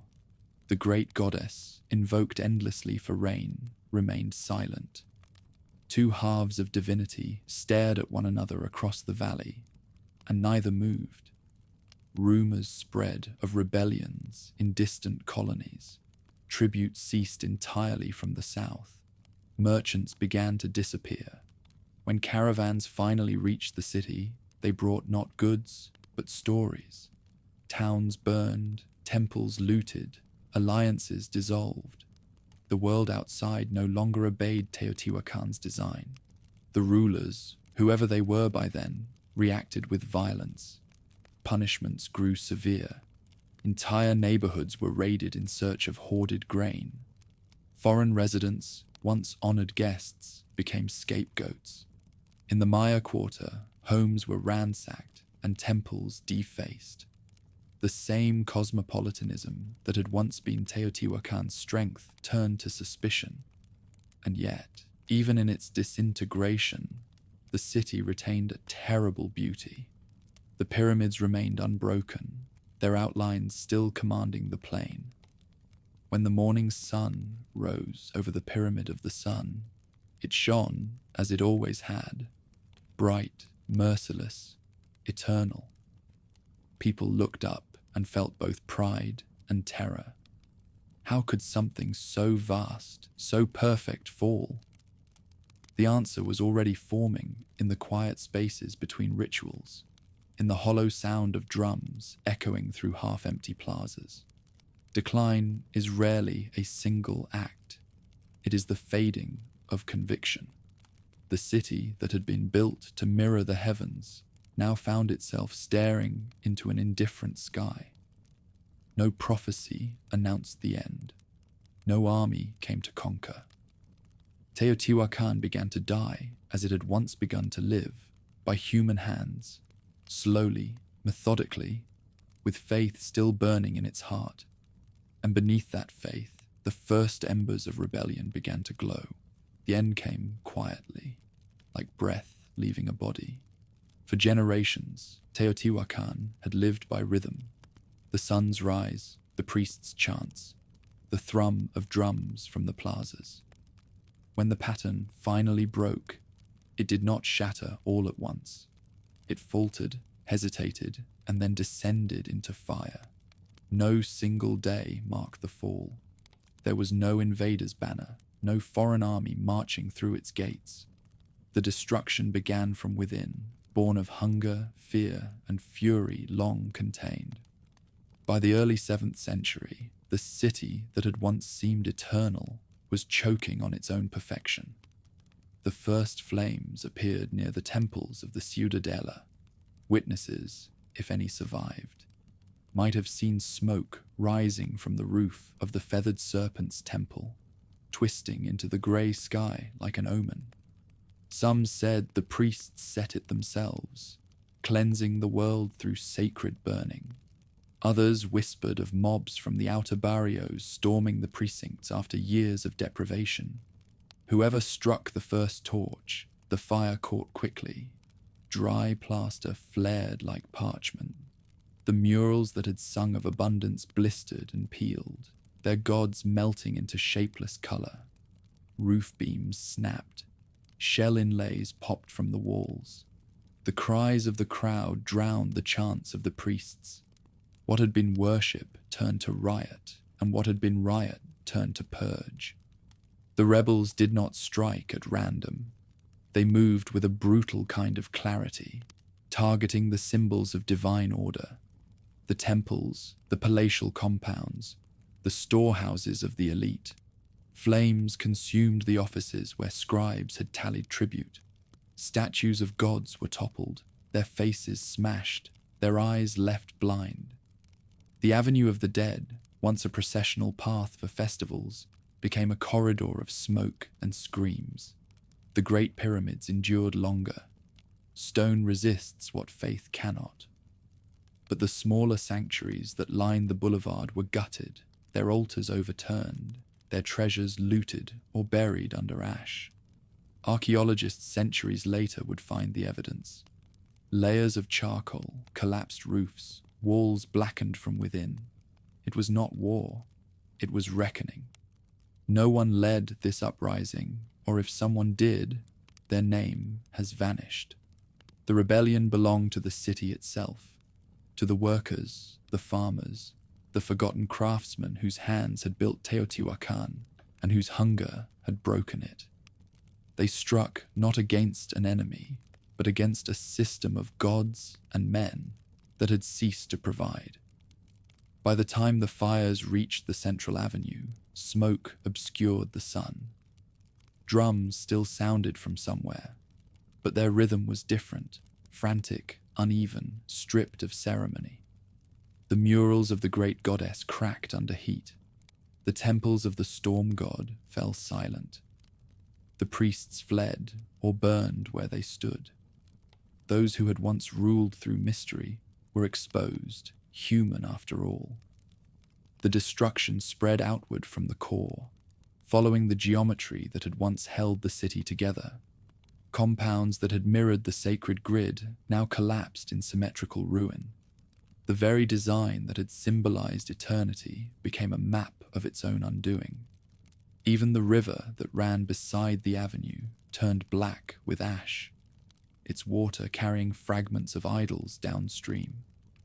Outside the walls, refugees gathered, watching the sky glow red. They could see the pyramids through the smoke, immense silhouettes outlined in flame. Some wept, others knelt and prayed. Still others simply stared, silent and uncomprehending. Teotihuacan had been their world, and the world was burning. When the fires finally died, the silence that followed was heavier than noise. The air stank of soot and lime. What the rebels had destroyed in days had taken centuries to build. The plazas were littered with the remains of statues and bones, both human and divine. The temples that had once pulsed with drums now stood hollow, their stairways dark with soot.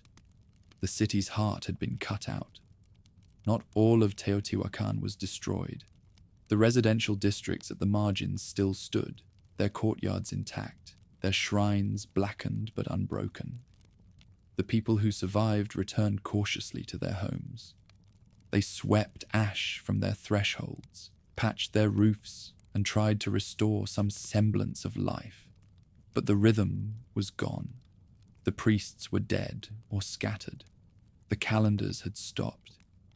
In the absence of ritual, time itself seemed to dissolve. Days no longer began with sacred chants, but with the sound of wind moving through empty streets.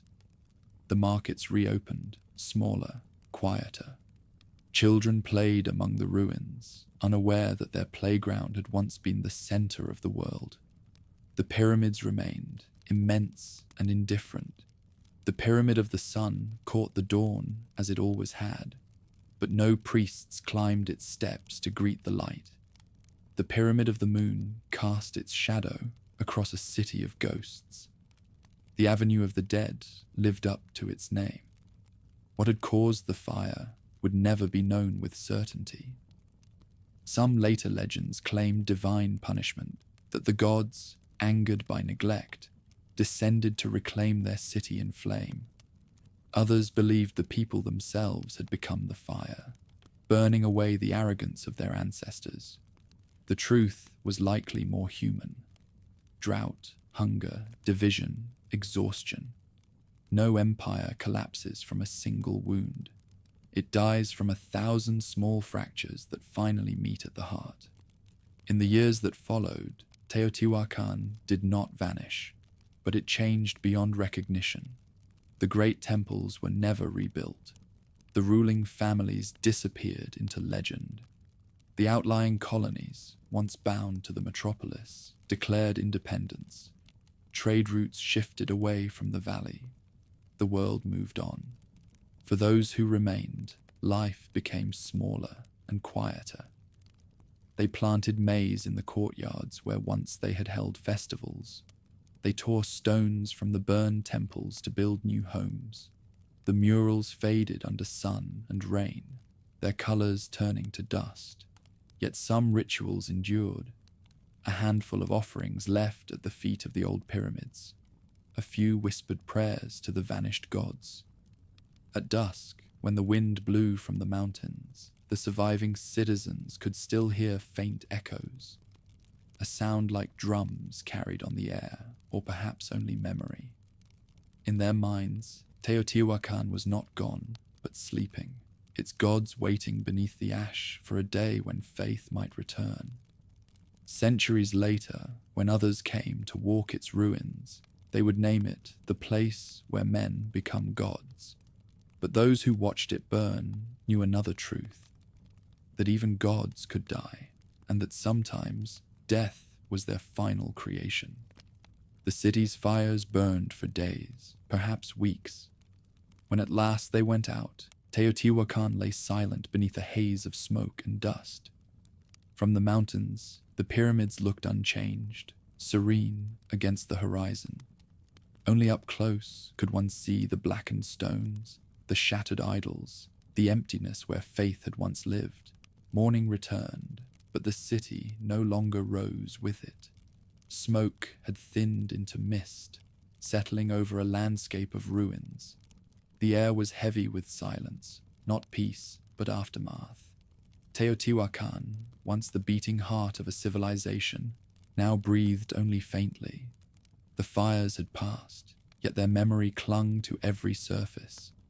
Walls that had once shimmered with color were grey and cracked. The avenue of the dead stretched empty, its symmetry mocking the chaos that had consumed it. In the weeks after the burning, the survivors emerged cautiously from the edges of the city. Families from the outer compounds, farmers, artisans, and wanderers, made their way back toward the center, drawn by habit or hope. They found their temples gutted, their idols broken, their priests gone. What had been sacred was now dust. Still, the people began to rebuild, not out of faith, but out of necessity. They cleared ash from courtyards, patched roofs, and reopened wells. The pyramids still stood, immense and immovable, reminders of what endurance looked like. Beneath their shadows, new gardens sprouted between scorched stones. The valley had known fire before. It would bloom again. But the city that rose from those embers was not the one that had fallen. Without its priesthood, Teotihuacan lost its rhythm. The calendar ceased to rule the days. Festivals went unmarked. Processions no longer wound along the great avenue. People prayed privately to fragments of statues and to memories of gods whose names were already fading. The old order, that perfect symmetry of faith and rule, dissolved into scattered enclaves of survival. In some quarters, life continued almost as before. The apartment compounds, built to endure, remained habitable. Their courtyards still gathered the warmth of the sun, and their wells still yielded water. Small altars flickered with modest offerings, maize, flowers, a few drops of pulque. But the scale of devotion had shrunk. Once, the gods had demanded blood and ceremony. Now they were appeased with silence. The city's grandeur had become its own ghost. Travelers passing through the valley spoke of towers of stone rising from the earth, like the bones of giants. They camped at the edges of the ruins, trading with the survivors who lingered there. From a distance, Teotihuacan still looked intact, its pyramids bright against the sky, its avenues perfectly straight. But inside, weeds grew through the cracks, and the wind carried the sound of nothing. The survivors adapted as best they could. Some turned the ruins into farmland, planting maize in the plazas and beans along the canals. Others scavenged building materials from fallen walls, carving new homes out of old temples. Children played among fragments of murals, their games echoing through chambers once filled with priests. The sacred and the mundane had become one. Foreigners began to visit, drawn by rumor and memory. Traders from Cholula, Xochicalco, and the northern plains arrived to barter obsidian and salt. They walked through the silent city with awe and unease. To them, Teotihuacan was not a ruin, but a warning, proof that even perfection could perish. Yet they could not resist its pull. Some settled in the outskirts, repairing dwellings, repainting walls, restoring fragments of art. The metropolis became a gathering place once more, though its unity was gone. In this new era, Teotihuacan was less a city than a constellation of villages scattered among colossal monuments. Each community had its own customs and deities, many adopted from neighboring lands. The Zapotecs rebuilt their quarter. Maya merchants reopened workshops. Nahua-speaking farmers claimed the fields by the river. The result was a mosaic of peoples living amid the bones of empire, bound together only by proximity and awe. The old gods survived in fragments. The great goddess, once painted across vast walls, lingered in small household figurines. The feathered serpent became a symbol of protection rather than conquest. The fire god's image appeared on new altars, smaller, humbler, but still tended with care. Religion no longer ruled the city. It sustained it quietly, like an ember under ash. At night, the survivors lit torches along the avenue. The flames flickered against the soot-stained walls, illuminating the ghosts of murals, wings, flowers, serpents, half erased by fire. Children were told that the gods had not died, but withdrawn into the mountains, watching to see if humanity would remember them. And so, once or twice each year, small groups climbed the pyramids to leave offerings, shells, food, or tears. The rituals no longer fed a state, only memory. For all its loss, life did not vanish.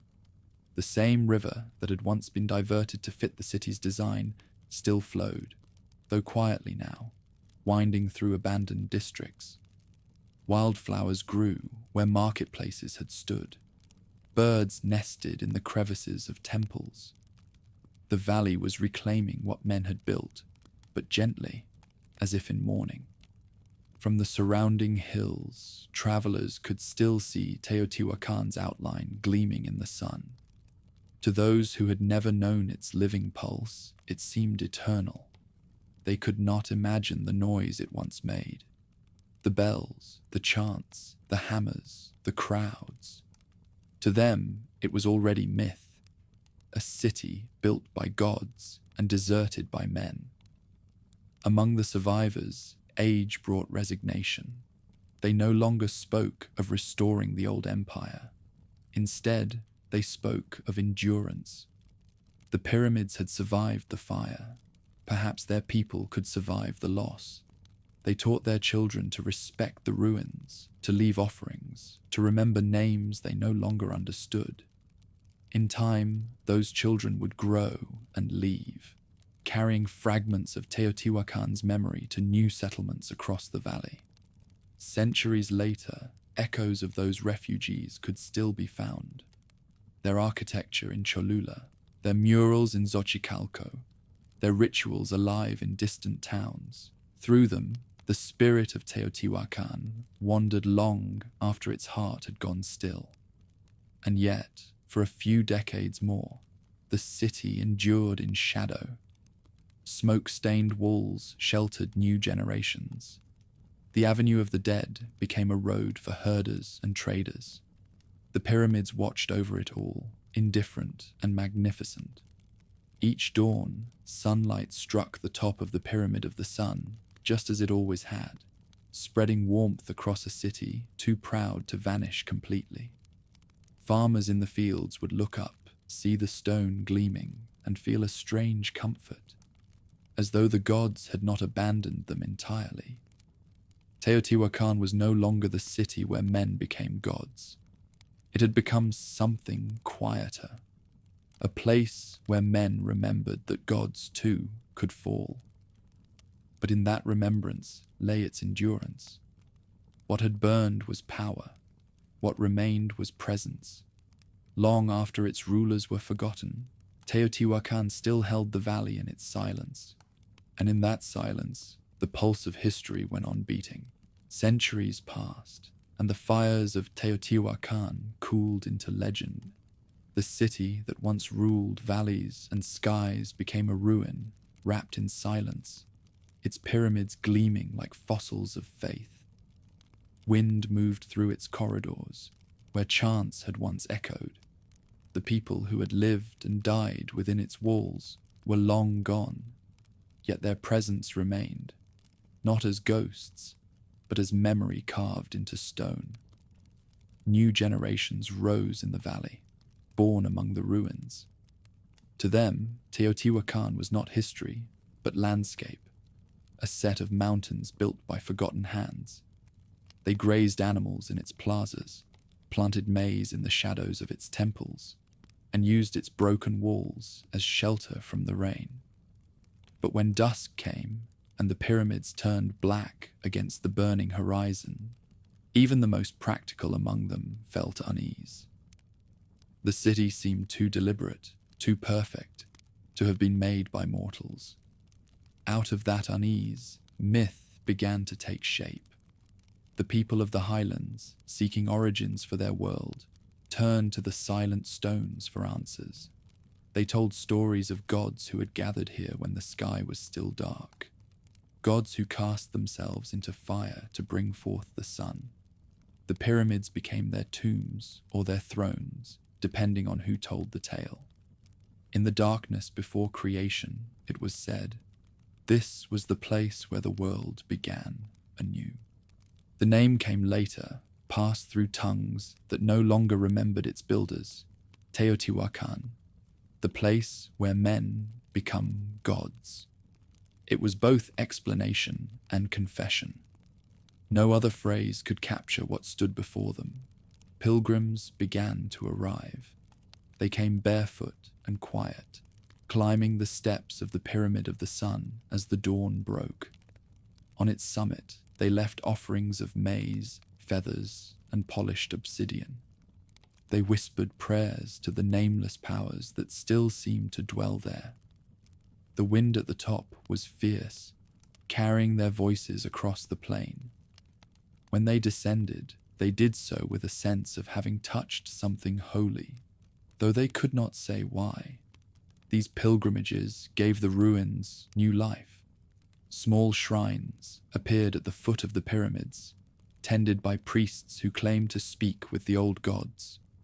Markets returned, modest at first, then growing as more travelers came. Traders sold incense and charms said to contain the power of the ancients.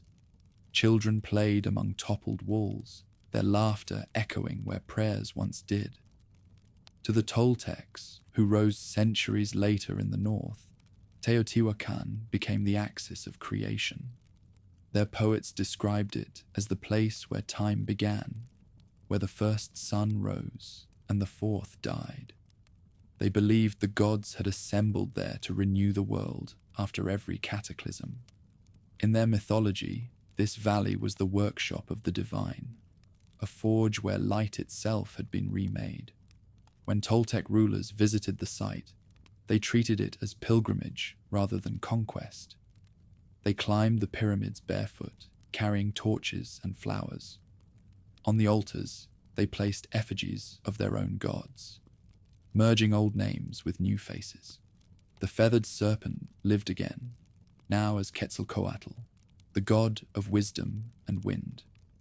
The great goddess re-emerged in fragments, as Chalcutlicue, as Coatlicue, as unnamed mothers of the earth.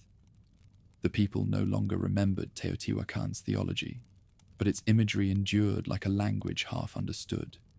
Each new culture added another layer to the myth.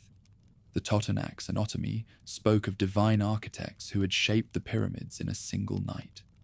The Chichimecs, arriving later from the north, claimed their ancestors had descended from its heights.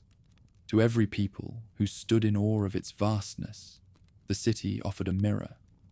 They saw in it the proof that their world was born of fire and sacrifice. By the 8th century, Teotihuacan had become a kind of oracle in stone. Kings sent emissaries to consult its priests, seeking legitimacy in the shadow of the pyramids. To rule from the valley was to rule from the center of the cosmos. Even those who built new cities, at Cholula, at Tula, at Xochicalco, shaped them in its image. The grid, the pyramids, the ceremonial avenues, all were echoes of the forgotten metropolis. Artists continued to imitate its style.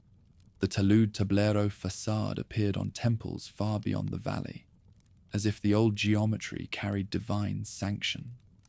Murals painted centuries after its fall still bore the same motifs: serpents, water, butterflies, and eyes wide with cosmic awareness. Teotihuacan's art had outlived its religion. What had once been faith was now inheritance. In the ruins themselves, life lingered like a whisper. Hermits settled in the caves beneath the Pyramid of the Sun, claiming to hear the voices of the gods. Farmers tilled soil enriched by centuries of ash, and shepherds used the smaller temples as pens for their animals. From time to time, earthquakes shook the valley, dislodging old stones and revealing buried chambers. Each discovery renewed awe and speculation. No one dared to rebuild on the same scale, as if to rival the old gods would invite their wrath. As centuries rolled on, Teotihuacan ceased to be a ruin of the past and became a presence in the present. To later generations, it was less a city than a revelation, proof that the divine had once walked among men. Its pyramids marked not just the memory of empire, but the enduring question of where humanity ended and godhood began.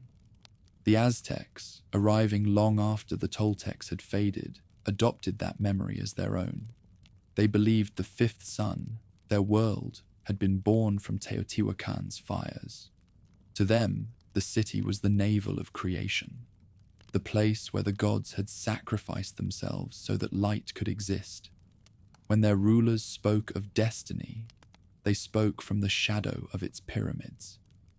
Yet long before the Aztecs' arrival, Teotihuacan had already completed its transformation. It was no longer a city that lived or ruled or worshipped. It had become an idea, the vision of eternity made solid, a monument to both human greatness and human loss. Its stones no longer served the living, they instructed the dead. Each evening, as the sun descended behind Cerro Gordo, its rays brushed the Pyramid of the Sun in gold. To the farmers in the valley, that light seemed deliberate, as if the old gods were still speaking through their architecture. In that brief blaze, the city was reborn, only to fade again into dusk. What had begun as empire had become memory. What had fallen to ruin had risen as myth. Teotihuacan's builders were forgotten, but their silence proved louder than any record. The city that once turned men into gods had achieved its own divinity, not through power, but through remembrance. Long after Teotihuacan had fallen silent, its shadow lingered across the heart of Mexico. Civilizations rose and vanished, yet the old pyramids still caught the sun each morning. The valley seemed bewitched, a place where every new people felt compelled to return. To walk its avenues was to confront the ghosts of beginnings. By the 10th century, the Toltecs had come to power in Tula, a city of warriors and philosophers. They knew Teotihuacan only as a myth, a sacred ruin half claimed by the earth. When their kings first visited, they did so barefoot, carrying flowers and torches. The pyramids loomed ahead, vast and silent, their summits veiled by mist. Even in ruin, they dwarfed anything the Toltecs had built. To them, these were not monuments, but mountains shaped by divine hands. The Toltec priests declared the valley the Tolon of the gods, the heavenly prototype of their own capital. They taught that Teotihuacan had been the place of cosmic renewal, where light was reborn after each destruction of the world. To honor that legend, they revived the cult of the Feathered Serpent, calling him Quetzalcoatl, the bringer of wisdom and dawn. His name became both a deity and a title for their kings, who claimed descent from his spirit. In the plazas of Tula, they built temples that echoed the old geometry, terraces aligned to the sun, walls slanted in the talud tablero style. Sculptors carved serpents and shells on their facades, never realizing they were recreating symbols whose meaning had already changed a dozen times. The imitation was not flattery, but devotion, a way to connect their age to an eternal one. Teotihuacan had ceased to be a place. It was now a lineage of ideas. By then, the city's ruins had become a pilgrimage site. Travelers from across Mesoamerica journeyed to the valley to leave offerings at the feet of its pyramids. They came bearing obsidian mirrors, maize, and small effigies of Quetzalcoatl and Tlaloc. Some climbed the ancient stairs at sunrise, believing the light that touched the summit would cleanse their souls. Others sought visions in the caves beneath the Pyramid of the Sun, where water still glimmered faintly in the dark. In those subterranean chambers, myths were reborn. Priests taught that the cave beneath the Great Pyramid was the womb of creation, the place from which the gods emerged when the world was young. The idea spread like fire through later cultures. From the highlands to the coasts, temples were raised upon artificial caves, and the story of the birth of the sun took root as cosmic truth. As centuries passed, the valley saw waves of new settlers, Chichimek tribes moving south from the deserts, Otomi farmers from the hills, Nahua speakers from the west. Each group found the ruins waiting for them, immense and unyielding. They built villages around the edges, scavenging stones for their homes, but never daring to touch the pyramids. Even stripped of plaster and paint, the monuments radiated something untouchable. To alter them felt sacrilegious. The people who now lived among the ruins told stories to explain their presence. Some said the pyramids were the tombs of giants who had built the world before the flood. Others believed they were the petrified remains of gods who had turned to stone after creating the sun. Children grew up hearing that when the world ended again, as it surely would, the gods would return to this place to kindle a new dawn. By the 13th century, the valley had become a mosaic of small kingdoms. None were powerful enough to claim Teotihuacan, yet all paid it reverence. Envoys brought gifts to its shrines, seeking divine favor for harvests and war. Pilgrims traced the old avenue of the dead, now half buried under earth and grass. They whispered prayers in Nahuatl, Otomi, and Mixtec, many languages, one awe. It was around this time that the Mexica, later known as the Aztecs, entered the Central Plateau. They were wanderers then, searching for the promised land foretold by their god, Huitzilopochtli. When they reached the valley and saw the pyramids rising out of the mist, they stopped in silence. To them, this could not have been built by mortals. Here, they decided, was the birthplace of the sun itself, the site of the god's self-sacrifice that had set time in motion. The Mexica adopted the name already whispered by others, Teotihuacan, but they gave it deeper weight, calling it the axis of creation, the point where heaven and underworld touched. They believed that when the gods gathered to create the current world, the fifth sun, it was here they had kindled the sacred fire. In their chronicles, Teotihuacan became not a ruin, but a beginning, repeated forever. Aztec priests incorporated its myths into their own theology. The ritual of the new fire, held every 52 years to renew the cosmos, was said to echo the sacrifice of the gods at Teotihuacan. In that ceremony, they extinguished every flame in the empire and waited for dawn. When the first spark was lit atop a sacred hill, it was as though the fires of Teotihuacan had flared again. Emperors visited the ruins in solemn procession. Moctezuma II, fascinated by antiquity, made pilgrimages there, walking barefoot through the dust. Chroniclers later claimed that he climbed the Pyramid of the Sun to commune with the spirits of the ancients. Standing at its summit, he gazed over the valley and saw not ruin, but prophecy, the reflection of his own empire in the stones of another. For him, Teotihuacan was both warning and promise, a reminder that even divine cities could burn, but also that divinity could be born from ashes. Aztec artisans restored fragments of the site. They repaired altars, replastered walls, and rededicated shrines to their own gods. Yet they preserved its mystery. No Aztec claimed to know who had built it, nor did they try to uncover its secrets. To them, ignorance was reverence. The less understood, the more sacred it became. The valley itself regained vitality under their care. Markets appeared near the ruins. Farmers cultivated the fields once more. Pilgrims arrived daily, leaving offerings at the feet of the pyramids. The site became both a sanctuary and a lesson, a living dialogue between past and present. And yet, amid this reverence, the air of foreboding never lifted. The Aztecs, masters of empire, could not forget that Teotihuacan had also been an empire, one that had ruled as they now ruled, and had fallen as they one day might. Moctezuma's priests taught that history was a wheel, not a ladder. Each sun rose only to die again, and every civilization repeated the pattern of the last. When night fell, the pyramids vanished into shadow, their outlines barely visible against the stars. Priests said that in those hours the old gods stirred, whispering to the living from beneath the stones.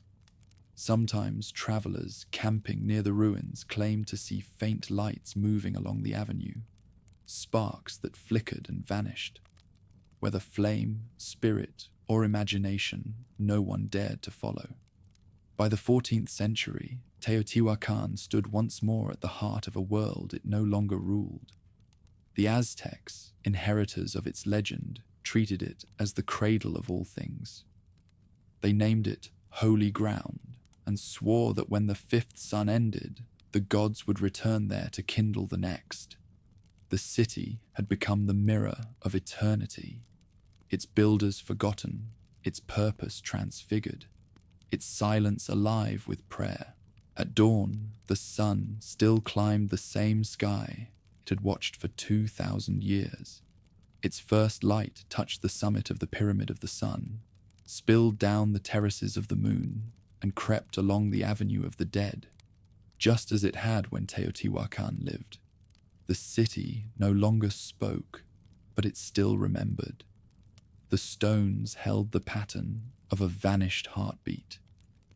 By the 15th century, Teotihuacan was sacred again. The Aztecs had woven it into their cosmology, naming it the cradle of the gods. They told that here, when the world lay in darkness, the divine gathered to decide who would become the new sun. Two deities cast themselves into a sacred fire. Nanahuatzin, humble and scarred, and Tecuchiztecatl, proud and radiant. From the flames, the sun and moon were born. The gods then gave their blood to set them in motion. The myth was older than the Aztecs, older than language itself, but in Teotihuacan it found its home. Each year, pilgrims retraced that cosmic story. They came before sunrise, climbing the Great Pyramid barefoot, carrying torches and bowls of flowers. As the first light appeared, they raised their arms and chanted the names of the gods who had died to create day. The wind tore at their voices, scattering them over the valley like offerings. No one knew the names of the builders anymore. but everyone felt their presence in the weight of the stones, in the way the light always found its mark. Moctezuma II, Emperor of the Mexica, often visited the site in secret.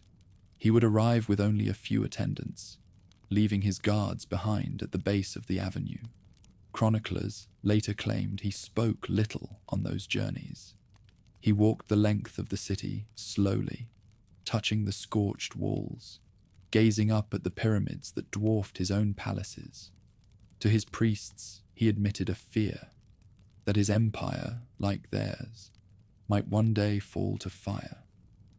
At night, he ordered the temples of Tenochtitlan lit to mirror those of Teotihuacan, so that the old gods would see that their legacy endured. But perhaps he understood what those gods had learned long ago, that perfection is heavy and that every empire carries the seed of its own eclipse. When the Spanish arrived in 1519, they found the valley quiet. Teotihuacan's ruins stood as they had for centuries, stripped of plaster, wind-carved, yet still imposing. To the conquistadors, they were beyond comprehension. Bernal Diaz del Castillo wrote that when the Spaniards first saw the pyramids rising from the plain, they thought they were towers of some vast and deserted city, the work of giants. Their guides told them, reverently, that this was Teotihuacan, the place where gods had walked. The invaders recorded what they saw, but did not understand it. They dug for treasure and found only earth. They climbed the pyramids and saw no idol waiting at the top. They marveled at the view, at the sheer expanse of the valley, and then moved on. To them, Teotihuacan was a curiosity, not a revelation. Yet even they, hardened by conquest, felt its gravity. One friar wrote that the silence there pressed upon the soul like the memory of a dream. The Aztec world soon followed its forerunner into ruin. The same fires that had once consumed Teotihuacan now fell upon Tenochtitlan. The Wheel of Suns turned once more. Amid the collapse, the myths survived. Priests captured by the Spaniards whispered of Teotihuacan until their dying breaths, of how the gods had sacrificed themselves to sustain the world, and how that cycle could never truly end. In the centuries that followed, the city slept beneath dust and legend. Farmers ploughed its outskirts, unaware they were turning soil that once fed 1 million mouths. Travelers wrote of strange mounds rising from the plain, covered in grass, inhabited only by birds. The pyramids became hills. The Avenue of the Dead became a path for herders. Nature folded the city into its own geometry, patient and deliberate. Then, slowly, curiosity returned. Explorers and scholars came with shovels instead of torches. They cleared earth from the temples, revealing again the faces of serpents and gods. In the early 20th century, the Pyramid of the Sun was rebuilt from ruin. Not perfectly, but enough to wake it. When the scaffolding fell away, the stone gleamed once more under the Mexican sky. After nearly 15 centuries, the city had opened its eyes again. Visitors began to climb its steps. They spoke in languages the builders had never known, carrying cameras instead of offerings. Yet the sensation at the summit remained unchanged. The wind fierce, the valley vast. The sense of standing at the edge of something eternal. No matter how modern the pilgrim, each felt the same quiet awe that had once moved the Toltecs and the Aztecs. The city's power no longer depended on religion. It had become the embodiment of memory itself. Archaeologists mapped its streets, measured its temples, and uncovered its art. They found traces of color, fragments of murals still vivid beneath the dust. They found human remains buried beneath the pyramids, confirming what legend had long whispered, that the city had been consecrated in blood. They found obsidian blades, incense burners, pottery, jewelry, a world frozen at the moment of faith. And though they uncovered much, the most important questions remained unanswered. Who had ruled? Why had they burned their own city? How had they built such perfection, only to erase it? Teotihuacan gives answers only in echoes. Its silence is not ignorance, but choice. It speaks through geometry, through the alignment of its stones with stars, through the whisper of wind along its avenues. To stand within it is to feel the persistence of what cannot be explained, the stubborn endurance of mystery. At sunrise, the light still touches the same sequence of stone. The sun slides across the valley, bathing the city in gold.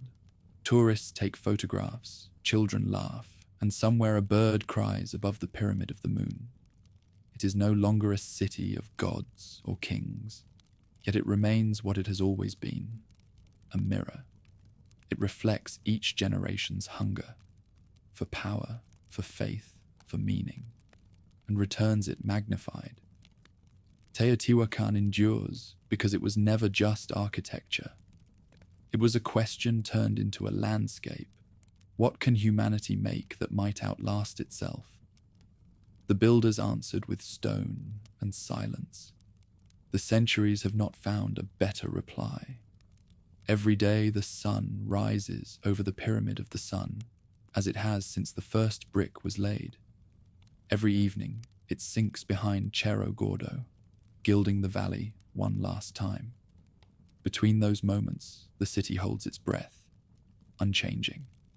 Civilizations are born, conquer, and vanish, yet the light always returns.